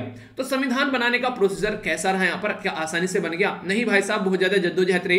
कई सारे लोग ऐसे थे जिनकी आपस में बनती नहीं थी, वो भी आपस में मिलकर काम कर रहे थे। तो ड्राफ्टिंग कमेटी के 7 मेंबर थे। ड्राफ्ट तैयार करना, एक तरीके से खाका तैयार करना संविधान का, तो इसमें टोटल 7 मेंबर थे। इनके भी नाम आप लोग हल्का सा आइडिया रख सकते हैं, पर लेकिन अगर इनके नाम आप लोगों को याद रखे, अगर भूल जाते हैं वो एक बार को चलेगा, पर लेकिन जो चेयरमैन थे उनका नाम आप लोगों को नहीं भूलना है बिल्कुल भी, वो थे भीमराव अंबेडकर जी। तो यहाँ पर 1947 में जो बेसिकली संविधान के बारे में बात करें, तो फर्स्ट जो मीटिंग हुई थी यहाँ पर इसको लेकर ड्राफ्टिंग कमेटी की, तो इलेक्ट किया गया भीमराव अंबेडकर जी को। मैंने ये नहीं बोला कि इंपॉर्टेंट नहीं है आप लोग इनको भूल जाओ, मैंने बोला अगर एक बार को याद न रहे। हालांकि इंपॉर्टेंट तो देखिए यार हर एक पर्सन है जो संविधान से रिलेटेड था, जितने भी लोग आप लोगों को वहां पर देखने को मिलेंगे, तो इसलिए उसके बारे में आप लोगों को पता होना चाहिए। हमारा संविधान ऐसा नहीं है कि एक रात में बैठे और जैसे आप लोग नहीं एग्जाम से पहले बैठते हैं बस आज के डेट में सारी किताब खत्म, ऐसा नहीं है। 2 साल 11 महीने 18 दिन लगातार काम करने के बाद में ये इतना जो शानदार संविधान आप लोगों के सामने निकल कर आया, जिसके बेस पर आज के दिन में हमारी देश जो है वो टिका हुआ है। और इंटरेस्टिंग फैक्ट यहां पर यह है कि हमारा संविधान जो है वो प्रिंटेड नहीं है, हमारा संविधान जो है वो हाथों से लिखा गया संविधान है, ठीक है। ऐसा नहीं है कि यहां पर कोई प्रिंटेड है आप लोगों को देखने को मिलेगा, ठीक है, कोई टाइप करके लिख दिया गया है, नहीं, ये हैंड रिटन कॉन्स्टिट्यूशन आप लोगों को देखने को मिलेगा, जिसको आज की डेट में भी सहज कर रखा गया है। हीलियम जो एक हीलियम फील्ड केस है यहाँ पर, जिसके अंदर इसको रखा गया है। ये काफी इंपॉर्टेंट फैक्ट है आप लोगों के लिए। एक ऐसा बॉक्स है हीलियम का जिसके अंदर इसको रखा गया ताकि उसको ऐसा कहीं ऐसा सुरक्षित रखा जा सके। हम और आप चले जाएंगे यहाँ पर 50-100 सालों के बाद में, पर लेकिन आने वाली जनरेशन को इस संविधान के बारे में पता चलता रहना चाहिए कि हाँ ऐसा कोई संविधान बनाया गया था और हाथों से लिखा गया था ये संविधान। तो ये संविधान हीलियम के बॉक्स में रखा गया बेसिकली, जिसमें एक हैंड रिटन कॉन्स्टिट्यूशन है। हमारे संविधान के जो रचयिता है, हमारे जो फ्रीडम फाइटर थे, उनके द्वारा सबके द्वारा इसके ऊपर साइन भी किए गए हैं। तो ये एक काफी इंपॉर्टेंट फैक्ट है जो याद रखिएगा आप लोग। ये कहां पर रखा गया? ये पार्लियामेंट ऑफ इंडिया के अंदर एक लाइब्रेरी है, उसके अंदर इसको सहज कर रखा गया है। तो ये काफी इंटरेस्टिंग फैक्ट है जो कि आप लोगों को पता भी होना चाहिए। क्या आप लोगों को पता था इससे पहले कितने ऐसे बच्चे थे जिसको ये पता था कि हीलियम के इस तरीके के जार में इसको रखा गया है? ठीक है, आप लोग बताइए, किसी को पता था इसके बारे में? बताइए, चलिए देखता हूं कितनों को पता था। बताइएगा, यस लिखिएगा, जिसको नहीं पता था वो नो लिखेगा। बाकी यहां पर बात करें एक पर्टिकुलर पर्सनैलिटी यहां पर जिनका नाम आप लोगों को पता होना चाहिए, ठीक है। इनका नाम है यहाँ पर प्रेम बिहारी नारायण रजा, ठीक है। तो रजादा, तो इनके बारे में आप लोगों को पता होना चाहिए। तो जो रायजादा साहब थे, इनके द्वारा एक यूनिक कॉपी स्ट्रक्चर तैयार की गई। इनकी जो कैलियोग्राफी थी, इनकी जो राइटिंग करने की जो कला थी, वो काफी शानदार थी। तो ये आप लोगों को देखने को मिलेगा। तो दुनिया का सबसे बड़ा जो भारतीय संविधान की जो मूल कॉपी वो हाथों से लिखी गई थी, एक तो ये मैंने बता दिया। इसी के साथ में हमारे संविधान की जो मूल कॉपी अंग्रेजी में और जिसका हिंदी में भी अनुवाद आप लोगों को देखने को मिला। तो संविधान की अंग्रेजी जो कॉपी थी कैलियोग्राफी, तो प्रेम बिहारी नारायण जो रजादा था ने लिखी गई थी, ठीक है। तो अंग्रेजी की कॉपी इनके द्वारा यहां पर लिखी गई, ठीक है। तो ये काफी एक इंपॉर्टेंट फैक्ट आप लोगों को यहां पर देखने को मिल रहा है। ये मैंने बताया दिया कि टाइम कितना लगा संविधान को तैयार करने में। तो वो इंपॉर्टेंट फैक्ट है, आप लोग याद रखिएगा। दूसरा यहां पर 26 नवंबर 1949 को यानी 26 नवंबर 1949 में फाइनल ड्राफ्ट जो था वो हमारा तैयार किया गया। तो इसके चलते जो कॉन्स्टिट्यूशन असेंबली के कितने टोटल सेशन लगे, तो यहां पर टोटल 11 के करीब सेशन यहां पर लगे, ठीक है। तो 11 सेशन जो आप लोग यहां पर ये देखने को मिले यहां पर, तो जो सेशन था वो हेल्ड हुआ बिटवीन यहां पर 14 से लेकर 26 तक 1949 में। तो इसके चलते यहां पर ये फाइनल ड्राफ्ट हमारा तैयार किया गया। तो ये काफी इंपॉर्टेंट है। अब आज तक जब ये फाइनल ड्राफ्ट तैयार कर दिया गया, हमारे संविधान को एक ऐसा संविधान बुलाता है जो कि एक जिंदा संविधान है, जीवित संविधान है। मतलब क्या इसका मतलब ये है कि वो टाइम के हिसाब से चेंज होता रहता है। यानी कि ऐसा नहीं है कि वो रिजिड कॉन्स्टिट्यूशन बना के चले गए थे हमारे संविधान के निर्माता और आप लोग उसको हाथ भी नहीं लगा सकते। वो नहीं है कि पोस्टपोन हो गए पेपर, अब मेरे पापा मुझे पीटना तो टच भी नहीं कर सकते, कोरोना की वजह से ना मैं पास हो गया मैंने छोटी सी, आप लोगों ने देखी होगी, छोटी सी वीडियो मैंने शेयर की थी, उस पे ट्विटर के ऊपर मैंने शेयर की थी, वो काफी प्यारी थी वो, जो उसमें जब कोरोना की वजह से पेपर पोस्टपोन हुए थे, बोलते नहीं मेरे पापा मुझे टच भी नहीं कर सकते, माना तो दूर की बात है, अब मैं पास हो गया तो वो वाली बातें। तो संविधान इतना रिजिड था कि वो रिजिड नहीं था कि हमारा एक तरीके से जिंदा संविधान है जिसके अंदर 105 संविधान में अब तक संशोधन किए जा चुके हैं। तो ये काफी इंपॉर्टेंट है यहाँ पर, इसके बारे में आप लोग याद रखिएगा। इसके बारे में कुछ इंपॉर्टेंट फैक्ट मैं आप लोगों को बताता हूँ। मैं लास्ट की जो भी रिसेंटली 6 संविधान में संशोधन है वो मैं आप लोगों को बताऊंगा। बाकी पहला संविधान में संशोधन कब किया गया था वो आप लोगों को मुझे बताना है, ठीक है। तो उसके बारे में आप लोग सर्च कीजिएगा। अभी अगर बात करते हैं, ये कुछ दिनों पहले मैंने आप लोगों से डिस्कस भी किया था, तो आप लोगों का रिवीजन यहां पर हो जाएगा। 100वां संविधान में जब संशोधन किया गया था तो ये यहां पर अमेंडमेंट किया गया था फर्स्ट शेड्यूल के अंदर में, संविधान के अंदर में, जब हमारा देश और बांग्लादेश के बीच में जब हमारा लैंड बाउंड्री एग्रीमेंट साइन किया गया था, तो ये 100वां संविधान था। ये क्वेश्चन बहुत बार पूछे जा चुके हैं, इसीलिए हम लोग बार बार जब चाइना के साथ में बातें करते हैं तो बोलते हैं बांग्लादेश के साथ में हम लोग ऑलरेडी अपना बाउंड्री का इशू में निपटा चुके हैं, ये चाइना नहीं चाहता है, वरना ऑलरेडी हम लोग सोल्यूशन निकाल चुके हैं। तो 100वां संविधान में संशोधन किया गया था। 101वां संविधान में संशोधन किया गया था, ये गुड्स एंड सर्विस टैक्स वाला।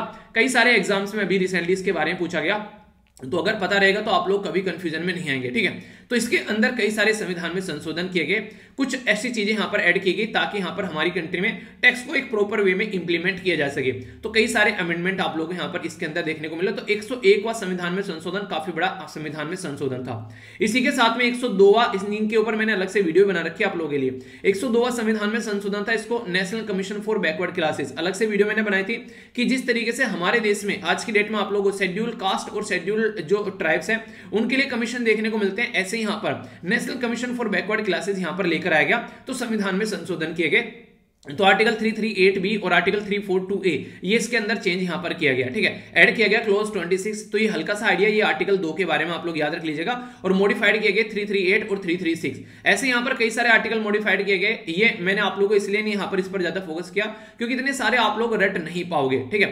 बाकी जो याद रखने वाले हैं वो मैं आप लोगों को जब जीएसटी पढ़ाता हूं बार बार मैं आप लोगों को उनका रिवाइज कराई देता हूं, तो वो आर्टिकल कम से कम आप लोग याद रख लीजिएगा। जैसे कि आज चलिए आप लोग बताइए, देखता हूं आप लोग को याद है क्या।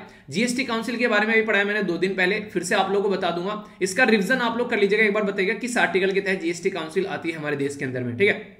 तो ये यहां पर इसके बारे में बात रखिएगा। आर्टिकल 103वां जो है संविधान में जो संशोधन किया, अमेंडमेंट 103वां जो है हमारे संविधान में जब संशोधन किया गया, तो ये आर्टिकल 15 और आर्टिकल 16 के बारे में बात करते हैं। अभी रिसेंटली काफी ज्यादा न्यूज में भी है, और एक आर्टिकल भी आप लोगों को इसके बारे में देखने को मिलेगा, बात करूंगा वहां पर। ये इकोनॉमिकली जो वीकर सेक्शन है उसके बारे में बात करते हैं। तो 2 आर्टिकल है 15वां और 16वां, इनमें चेंज किया गया संविधान में। Normally schedule caste schedule tribe को आप लोग रिजर्वेशन देते हो, ठीक है, और अदर बैकवर्ड क्लासेस को भी आप लोग रिजर्वेशन देते हो, लेकिन बहुत सारा ऐसा सेक्शन है जो जनरल कैटेगरी में या ऐसा रह जाता है जो कि इकोनॉमिकली बहुत ज्यादा वीक है। हालांकि संविधान के अंदर कोई ऐसा प्रोविजन नहीं है कि आप लोग इकोनॉमी के बेस पर आप लोग किसी को रिजर्वेशन दे सकते हो। वहां पर ये बोलते हैं कि आप लोग सोसाइटी और एजुकेशन के बेस पर रिजर्वेशन दे सकते हो, इकोनॉमी के बेस पर नहीं दोगे। अब आप लोग ये बोलोगे कि सर इकोनॉमी के बेस पर क्यों नहीं दे सकते, क्योंकि यार इकोनॉमी ना एक रिलेटिव चीज हो गई। यानी कि आज के डेट में मान लीजिए आप लोगों के पास में 1 लाख रुपए हैं, मेरे पास में आज के डेट 50,000 रुपए हैं। आने वाले टाइम में आप लोगों के पास में 1 करोड़ रुपए हो गए और मेरे पास में 50 लाख रुपए हो गए। आने वाले टाइम में आप लोगों के पास में 100 करोड़ रुपए हो गए और मेरे पास में यहां पर 50 करोड़ रुपए हो गए।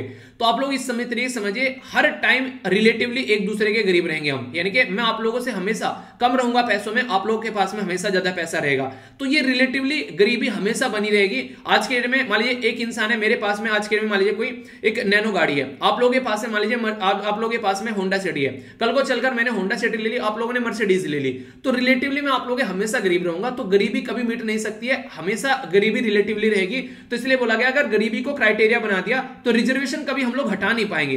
तो ये इसलिए यहां पर बोला गया था कि हम लोगों को क्या करना है कि हम लोग एजुकेट तो लोगों को कर सकते हैं ना कि 100% लोगों की एजुकेशन हो गई देश के अंदर में, वो तो हम कर सकते हैं आराम से लोगों को पढ़ा के, सोसाइटी के हिसाब से भी हम लोग अच्छे लेवल पर वेलफेयर कर सकते हैं, तो सारी चीजें हम लोग कर सकते हैं। पर लेकिन इकोनॉमी के बेस पर हमेशा कंपेयर करेंगे तो कोई अमीर और कोई गरीब नजर आएगा, तो इसलिए उसको कभी रिजर्वेशन को हटा नहीं पाएंगे, वो रिजर्वेशन परमानेंट संविधान के अंदर बन जाएगा। इसलिए बोला था कि इकोनॉमी के बेस पर रिजर्वेशन हम लोग को नहीं देना है। ठीक है, समझ में आ गया। पर लेकिन अभी इसलिए बोला था कि जो इकोनॉमिकली वीकर सेक्शन के लिए जो रिजर्वेशन दिया गया है सॉरी यार देखिए मौसम चेंज हो रहा है, आप लोग भी ना थोड़ा ध्यान रखा करो। ठीक है, कई बार ऐसा होता है सुबह को जब उठते हैं ना गला जाम मिलता है कई बार, है ना कि मेरा क्या रहता है सो जाते हैं कई बार, कंबल मतलब जो रजाई वगैरह ओढ़े पड़े हैं तो साइड में खिसक गई, फिर थोड़ा सर्दी लगेगी आँख खुलेगी, तो कई बार ऐसा रहता है। ठीक है, तो इसको मैनेज किया करो आप लोग भी थोड़ा सा, ताकि चीज़ें अच्छे से चलती रहे। मौसम चेंज होता है तो आप लोगों को थोड़ा ध्यान रखना चाहिए। ठीक है, आगे बात करते हैं, ये काफी इंपॉर्टेंट है जो कि मैंने आप लोगों को कुछ दिनों पहले पढ़ाया था, फिर से रिवीजन कराता हूं। 104वां जो संविधान में संशोधन किया गया, तो यहाँ पर 334 आर्टिकल आप लोगों को देखने को मिला।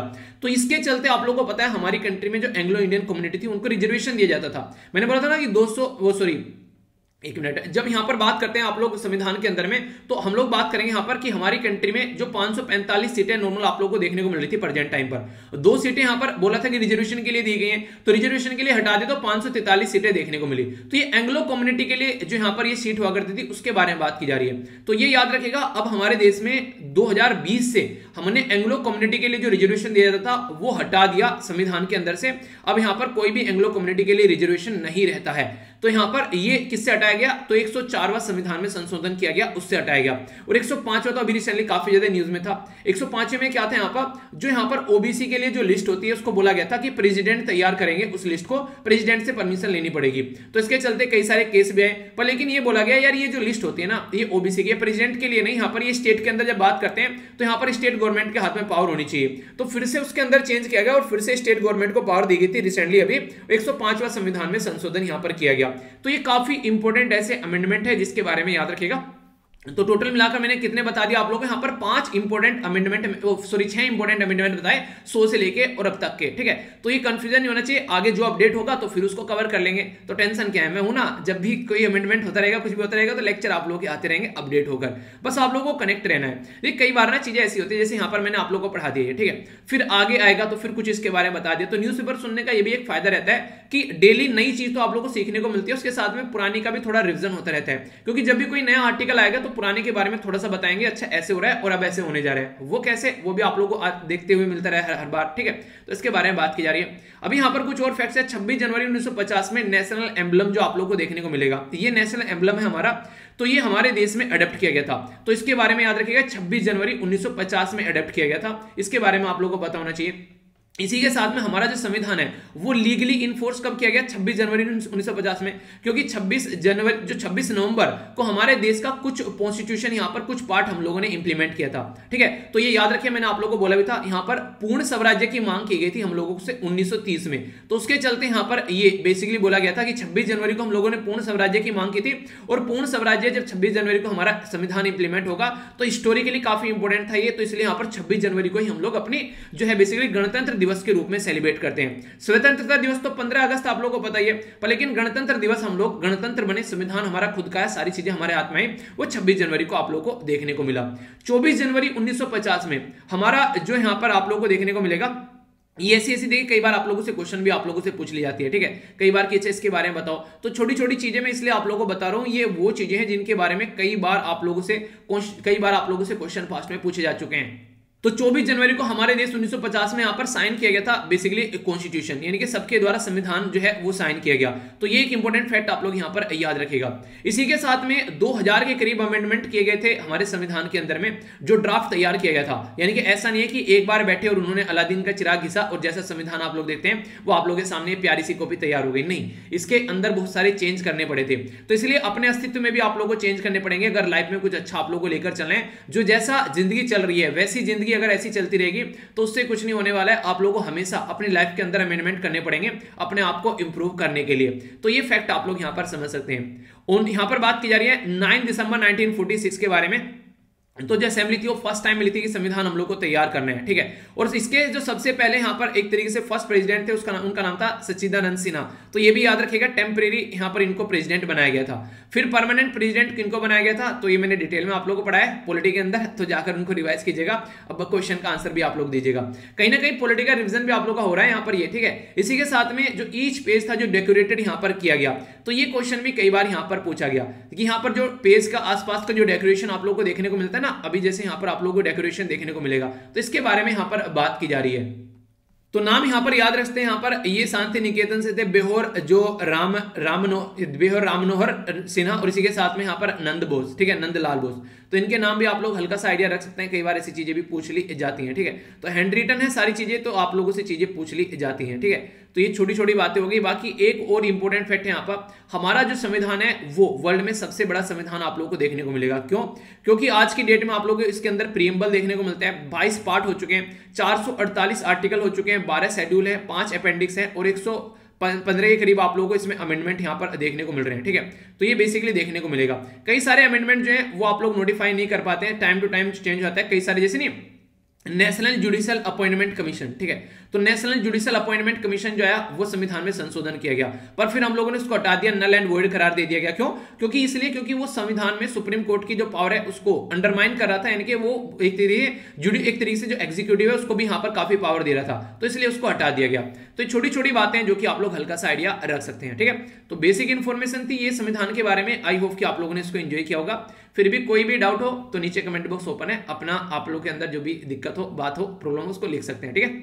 ये थे सारे एडिटोरियल। अब न्यूज एनालिसिस की ओर चलते हैं। सबसे पहले यहाँ पर बात की जा रही है कैडर के बारे में। आप लोगों से कई बार डिस्कस कर चुका हूं, फिर से अगर यहाँ पर डिस्कस करने बैठूंगा तो फालतू में यहाँ पर 10-15 मिनट चली जाएंगी और वीडियो जो है और लंबी हो जाएगी।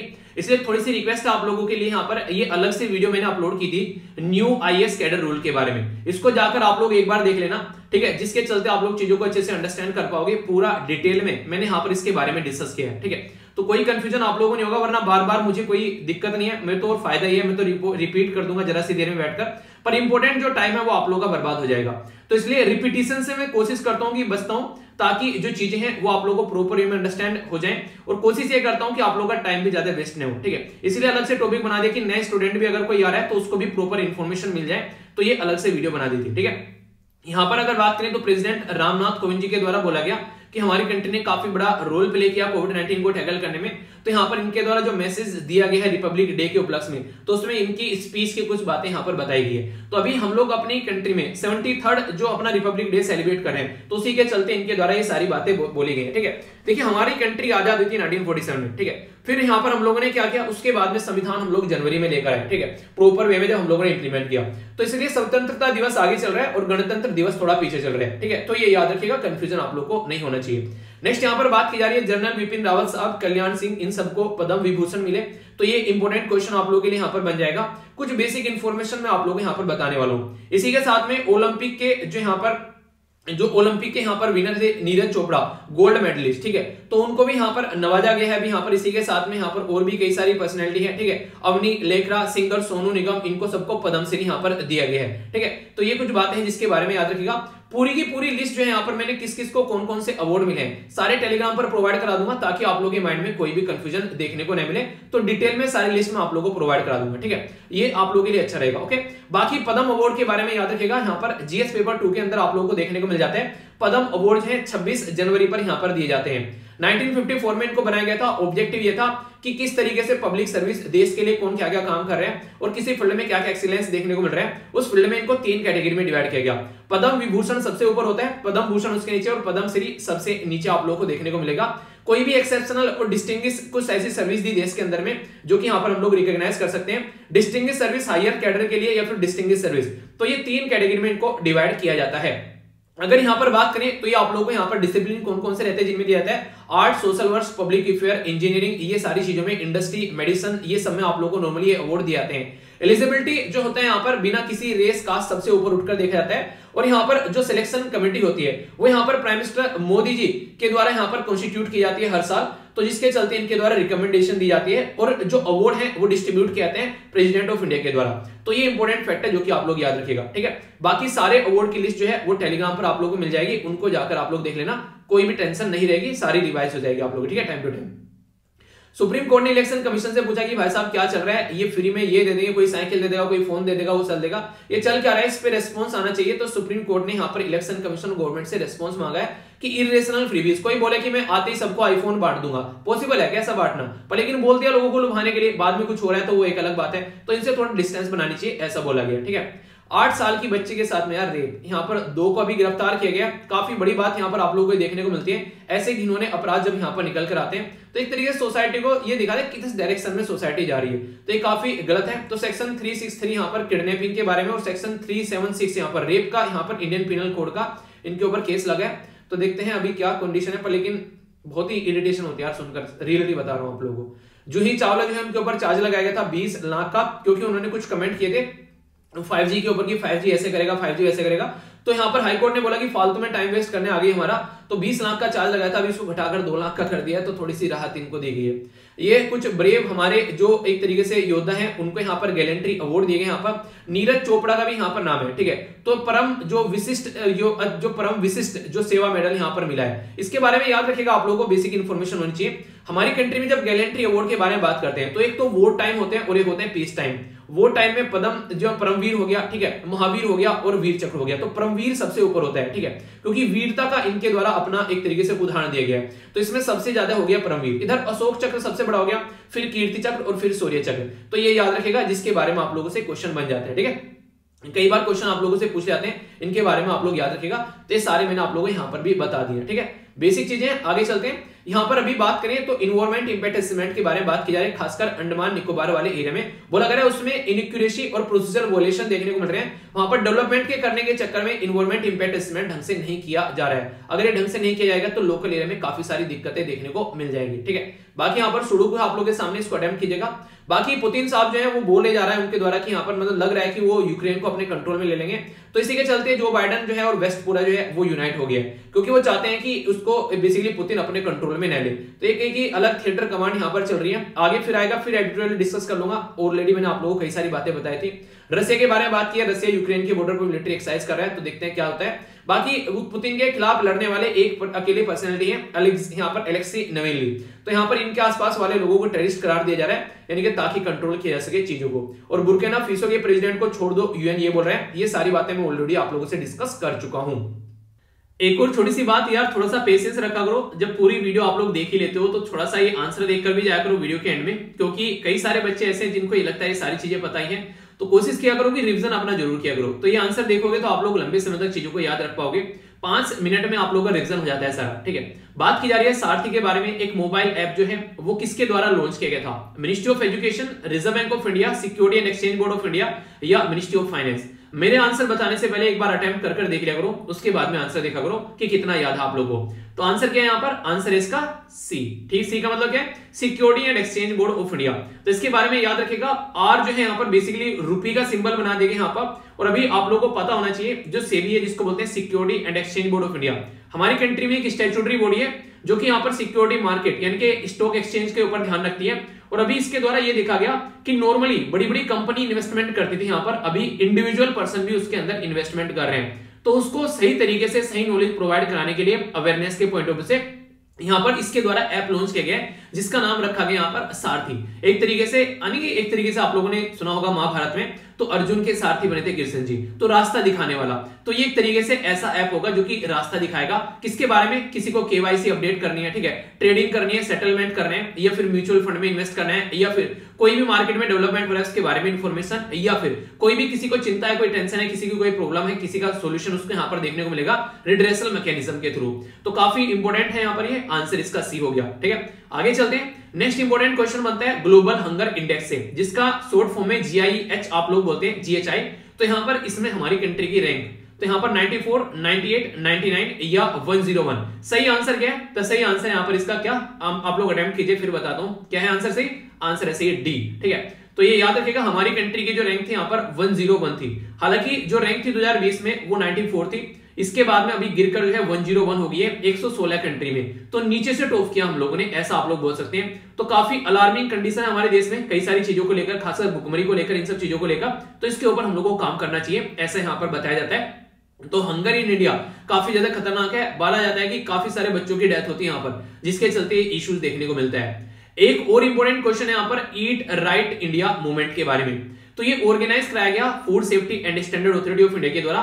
पोषण अभियान यहाँ पर लॉन्च किया गया था ministry of women and child development के द्वारा। इसी के साथ में नेक्स्ट स्टेटमेंट में बोला गया प्रधानमंत्री मातृत्व वंदना योजना, ये सेंट्रल सेक्टर की स्कीम है, जो सेंट्रल सेक्टर की स्कीम और ministry of women and child development के अंडर आती है। तो सही आंसर क्या है यहाँ पर? ए में बोला गया 1 and 2, बी बोला गया 2 and 3, सी बोला गया 1 and 3, डी बोला गया ऑल ऑफ द अबव। सही आंसर बताइए क्या इसका? जब आप लोगों को पता चलेगा तो कई सारी बातें आप लोगों को और जानने को मिलेगी।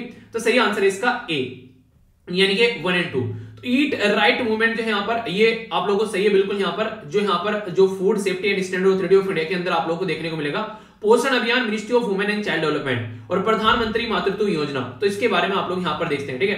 तो ये जो स्टेटमेंट के अगर बारे में मैं आप लोगों से बात करूं, लास्ट वाली स्टेटमेंट है यहाँ पर, इसमें ये सेंट्रल स्पॉन्सर्ड स्कीम है, ना कि सेंट्रल सेक्टर स्कीम है। ऐसे क्वेश्चन आप लोगों को दिए जाते हैं। तो बड़ा ही टेक्निकल सा क्वेश्चन आप लोगों के सामने यहाँ पर ये देखने को मिला। तो यहाँ पर सोच समझकर ये स्टेटमेंट रखी गई है, क्योंकि आप लोगों को पता होगा अच्छा यार ये स्कीम अच्छा इस मिनिस्ट्री को हो गया, सेंट्रल सेक्टर सेंट्रल स्पॉन्सर्ड। तो याद रखिएगा जब वुमेन इंपावरमेंट के बारे में बात करते हैं, बच्चों के एजुकेशन के बारे में बात करते हैं, तो सेंट्रल गवर्नमेंट अकेले अपने सर पर बोझ नहीं लेती है, वो स्टेट गवर्नमेंट को साथ में लेकर चलती है। वेलफेयर के मामले में जब बात करते हैं तो हमेशा कॉमन सेंस लगाकर भी इस क्वेश्चन का आंसर आप लोग दे सकते थे। तो ये भी याद रखिएगा। मान लीजिए 3 का पता चल गया आप लोगों को यहाँ पर गलत दे रखा है, तो ऊपर का जो क्वेश्चन है उसका आंसर आसानी से आप लोग कर देंगे। तो इसको कहते हैं कॉमन सेंस यूज करना। और यहाँ पर यूपीएससी आप लोग से डिमांड करती है कि कॉमन सेंस आप लोग जरूर यूज करो, ठीक है। तो ईट राइट जो मूवमेंट है उसके बारे में भी आप लोगों से डायरेक्ट क्वेश्चन पूछा जा सकता है। कई सारे बच्चों के द्वारा अच्छे आंसर दिए गए, पर लेकिन जब मैंने देखा यहाँ पर काफी डिटेल में जो आंसर दिए गए वो खुशी के द्वारा दिए गए, तो यार कई सारे बच्चे अच्छे से आंसर देते हैं, पर लेकिन जितने सिस्टमेटिक वे में यहाँ पर आंसर कुछ बच्चे दे रहे हैं वो सारे रेगुलर नहीं दे रहे। आप लोग भी कोशिश करो यार, इतने अच्छे से आंसर आप लोग दे पाओगे अगर रेगुलर आप लोग प्रैक्टिस करोगे, ठीक है। एक बार प्रैक्टिस करके तो देखो, दे रहे हैं काफी सारे बच्चे, आप लोग उनको प्रॉपर सिस्टमेटिक वे में आंसर कर सकते हो। तो यहाँ पर मैंने पूछा था नेशनल वोटर डे के बारे में, तो डिटेल में इनके द्वारा एक्सप्लेन किया गया है। इलेक्ट्रोल लिटरेसी और स्ट्रॉन्ग डेमोक्रेसी, ये अब की बार की थीम है जो याद रखना है 2022 के लिए, ठीक है। 25 जनवरी को ये सेलिब्रेट किया था। इसी के साथ में मैंने आप लोगों को बता दिया बेसिकली सेबी ऐप के बारे में, ये क्वेश्चन के आंसर दे दिए। इन SACOG, इसको बोलते हैं इंडियन SARS-CoV-2 जेनोमिक कंसोर्टियम, ठीक है। तो डिस्कस किया था सेंट्रल बैंक के बारे में, बात की थी मैंने, इंडिया का reserve bank of India, USA का फेडरल रिजर्व, जापान का यहाँ पर बताया गया इनके द्वारा। जापान का ये वाला बैंक है क्या, सेंट्रल बैंक जापान का? मुझे कंफ्यूजन कैसे हो रहा है, मुझे लगा था सिर्फ बैंक ऑफ, अच्छा बैंक ऑफ जापान है वैसे नाम, पर शायद इसको इसी नाम से पुकारा जाता है। हाँ आ गया, हाँ ठीक ठीक ठीक, बैंक ऑफ जापान है वैसे उसका नाम, वैसे इसको यहाँ पर नीचे गिन के नाम से भी जानते हैं आप लोग, बैंक ऑफ जापान है वैसे नाम, ठीक है। और बाकी जर्मनी का यहाँ पर हो गया, ये हो गया स्टेट जो भी यहाँ पर बुंदेसटैग बैंक, ठीक है। तो ये जर्मन भाषा में लिखा हुआ है, ओके। तो ये हाँ याद रखिएगा, यहाँ पर कंफ्यूजन हो गया मुझे, इसको शॉर्ट फॉर्म में इस नाम से पुकारा जाता है, वैसे बैंक ऑफ जापान बोलते हैं, ठीक है। तो यहाँ पर मैंने पूछा था नेताजी सुभाष चंद्र बोस जी के बारे में, यहाँ पर आप लोगों से बातें जो पूछी थी इनके द्वारा आंसर दिए गए यहाँ पर। तो रेजिग्नेशन दिया गया था, तो डॉक्टर राजेंद्र प्रसाद जो थे वो वहां पर उनकी जगह फिर चीफ बने थे, ठीक है। और इंटरनेशनल लेबर ऑर्गेनाइजेशन के बारे में पूछा था, तो 1919 में इसको बनाया गया था, जनेवा में हेडक्वार्टर है, 100 साल इसको 2019 में पूरे हुए थे। तो ये बेसिक चीजें हैं जिसके बारे में याद रखिएगा। नोबेल प्राइज मिला था इसको 1969 में, ठीक है, 1969 में, ओके। तो ये थी इसके बारे में बेसिक बातें। बाकी 5 नए शब्द ऐड करते हैं आज की वोकैबुलरी में आप लोग, जिनको आप लोग, इनके ऊपर आप लोग सेंटेंस में फॉर्मेशन कर सकते हैं। अलैक्रिटी का मतलब होता है तत्परता, यानी कि एक तरीके से किसी चीज को रेडी रहना करने के लिए, ठीक है। डिप्लॉइंग का मतलब होता है परियोजना, यानी कि एक तरीके से चीजों को इफेक्ट में लेकर आना, डिप्लॉय कर दे वहां पर अपने सैनिकों को, सुना होगा कहीं आप लोगों ने, ठीक है। तो इस तरीके से समझ सकते हैं। इन्फ्लिक्टेड का मतलब होता है दंड, एक तरीके से किसी चीज को सफर करना, ठीक है, समथिंग पेनफुल, इस तरीके से बोला गया यहाँ पर। इसी के साथ में बात की जा रही है इनविटेबल। इनविटेबल का मतलब होता है हैपन की हो गई, जिसको अवॉइड नहीं किया जा सकता, ठीक है। यानी कि डेली मॉर्निंग में आप लोगों को लेक्चर देखने को मिलेगा ही मिलेगा, इसको आप लोग रोक नहीं सकते, ठीक है। यानी कि ये आएगा ही आएगा, ठीक है। कंटेंटेड का मतलब है तर्क दिया, एक तरीके से एक्सप्रेस करना, हैप्पीनेस, सेटिस्फैक्शन, ठीक है। तो ये शब्द आप लोगों के सामने, तो 5 नए शब्द आप लोग की वोकैबुलरी में मैंने ऐड करा दिए, तो इनको आप लोग अच्छे से यूज कर सकते हैं। और जो भी बच्चे डेली सेंटेंस फॉर्मेशन कर रहे हैं उनको सैल्यूट है, क्योंकि बहुत कम बच्चे ऐसा काम कर रहे हैं। तो अच्छे से आप लोग सेंटेंस फॉर्मेशन करते रहिए और देखिएगा 1 महीने के अंदर अंदर आप लोग की लाइफ में जो चेंज आएगा वो आप लोग खुद अंदर से फील करोगे।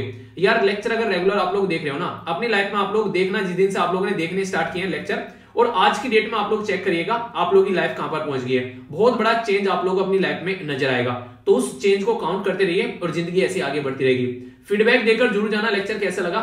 1 सेकंड में आप लोग बता सकते हैं वीडियो को लाइक कर या फिर कमेंट कर कि लेक्चर के बारे में कैसा लगा। और अगर आप लोगों को लग रहा है लेक्चर अच्छा है तो खुशियां बांटने से बढ़ती है, दूसरों तक भी आप लोग ये लेक्चर पहुंचा सकते हैं। सारी चीजें फ्री ऑफ कॉस्ट है, पीडीएफ जाकर टेलीग्राम से डाउनलोड कर लेना। और इसी के साथ में एक मैगजीन मैंने प्रोवाइड कराई है आप लोगों को टेलीग्राम के ऊपर में, जिसमें कंप्लीट मंथ की पीडीएफ है वहां पर, जो कि आप लोग प्रिंटेबल फॉर्म में उसको डाउनलोड कर सकते हैं। तो कोशिश करो कि आप लोग अगर चाहो तो आप लोग उसको ले सकते हैं। टेलीग्राम पर मैंने प्रोवाइड करा दिया स्टडी लवर वीर के नाम से, ठीक है, जो कि मैंने आप लोगों को बताया भी था, ठीक है। तो इसको जाकर डाउनलोड कर लेना। तो इसी तरीके से अपना ध्यान रखिए। नेक्स्ट लेक्चर में मिलता हूं, तब तक के लिए बड़ों को नमस्ते, छोटों को प्यार, छोटी सी लाइफ एंजॉय करा। मिलता हूं नेक्स्ट लेक्चर में, तब तक के लिए जय हिंद।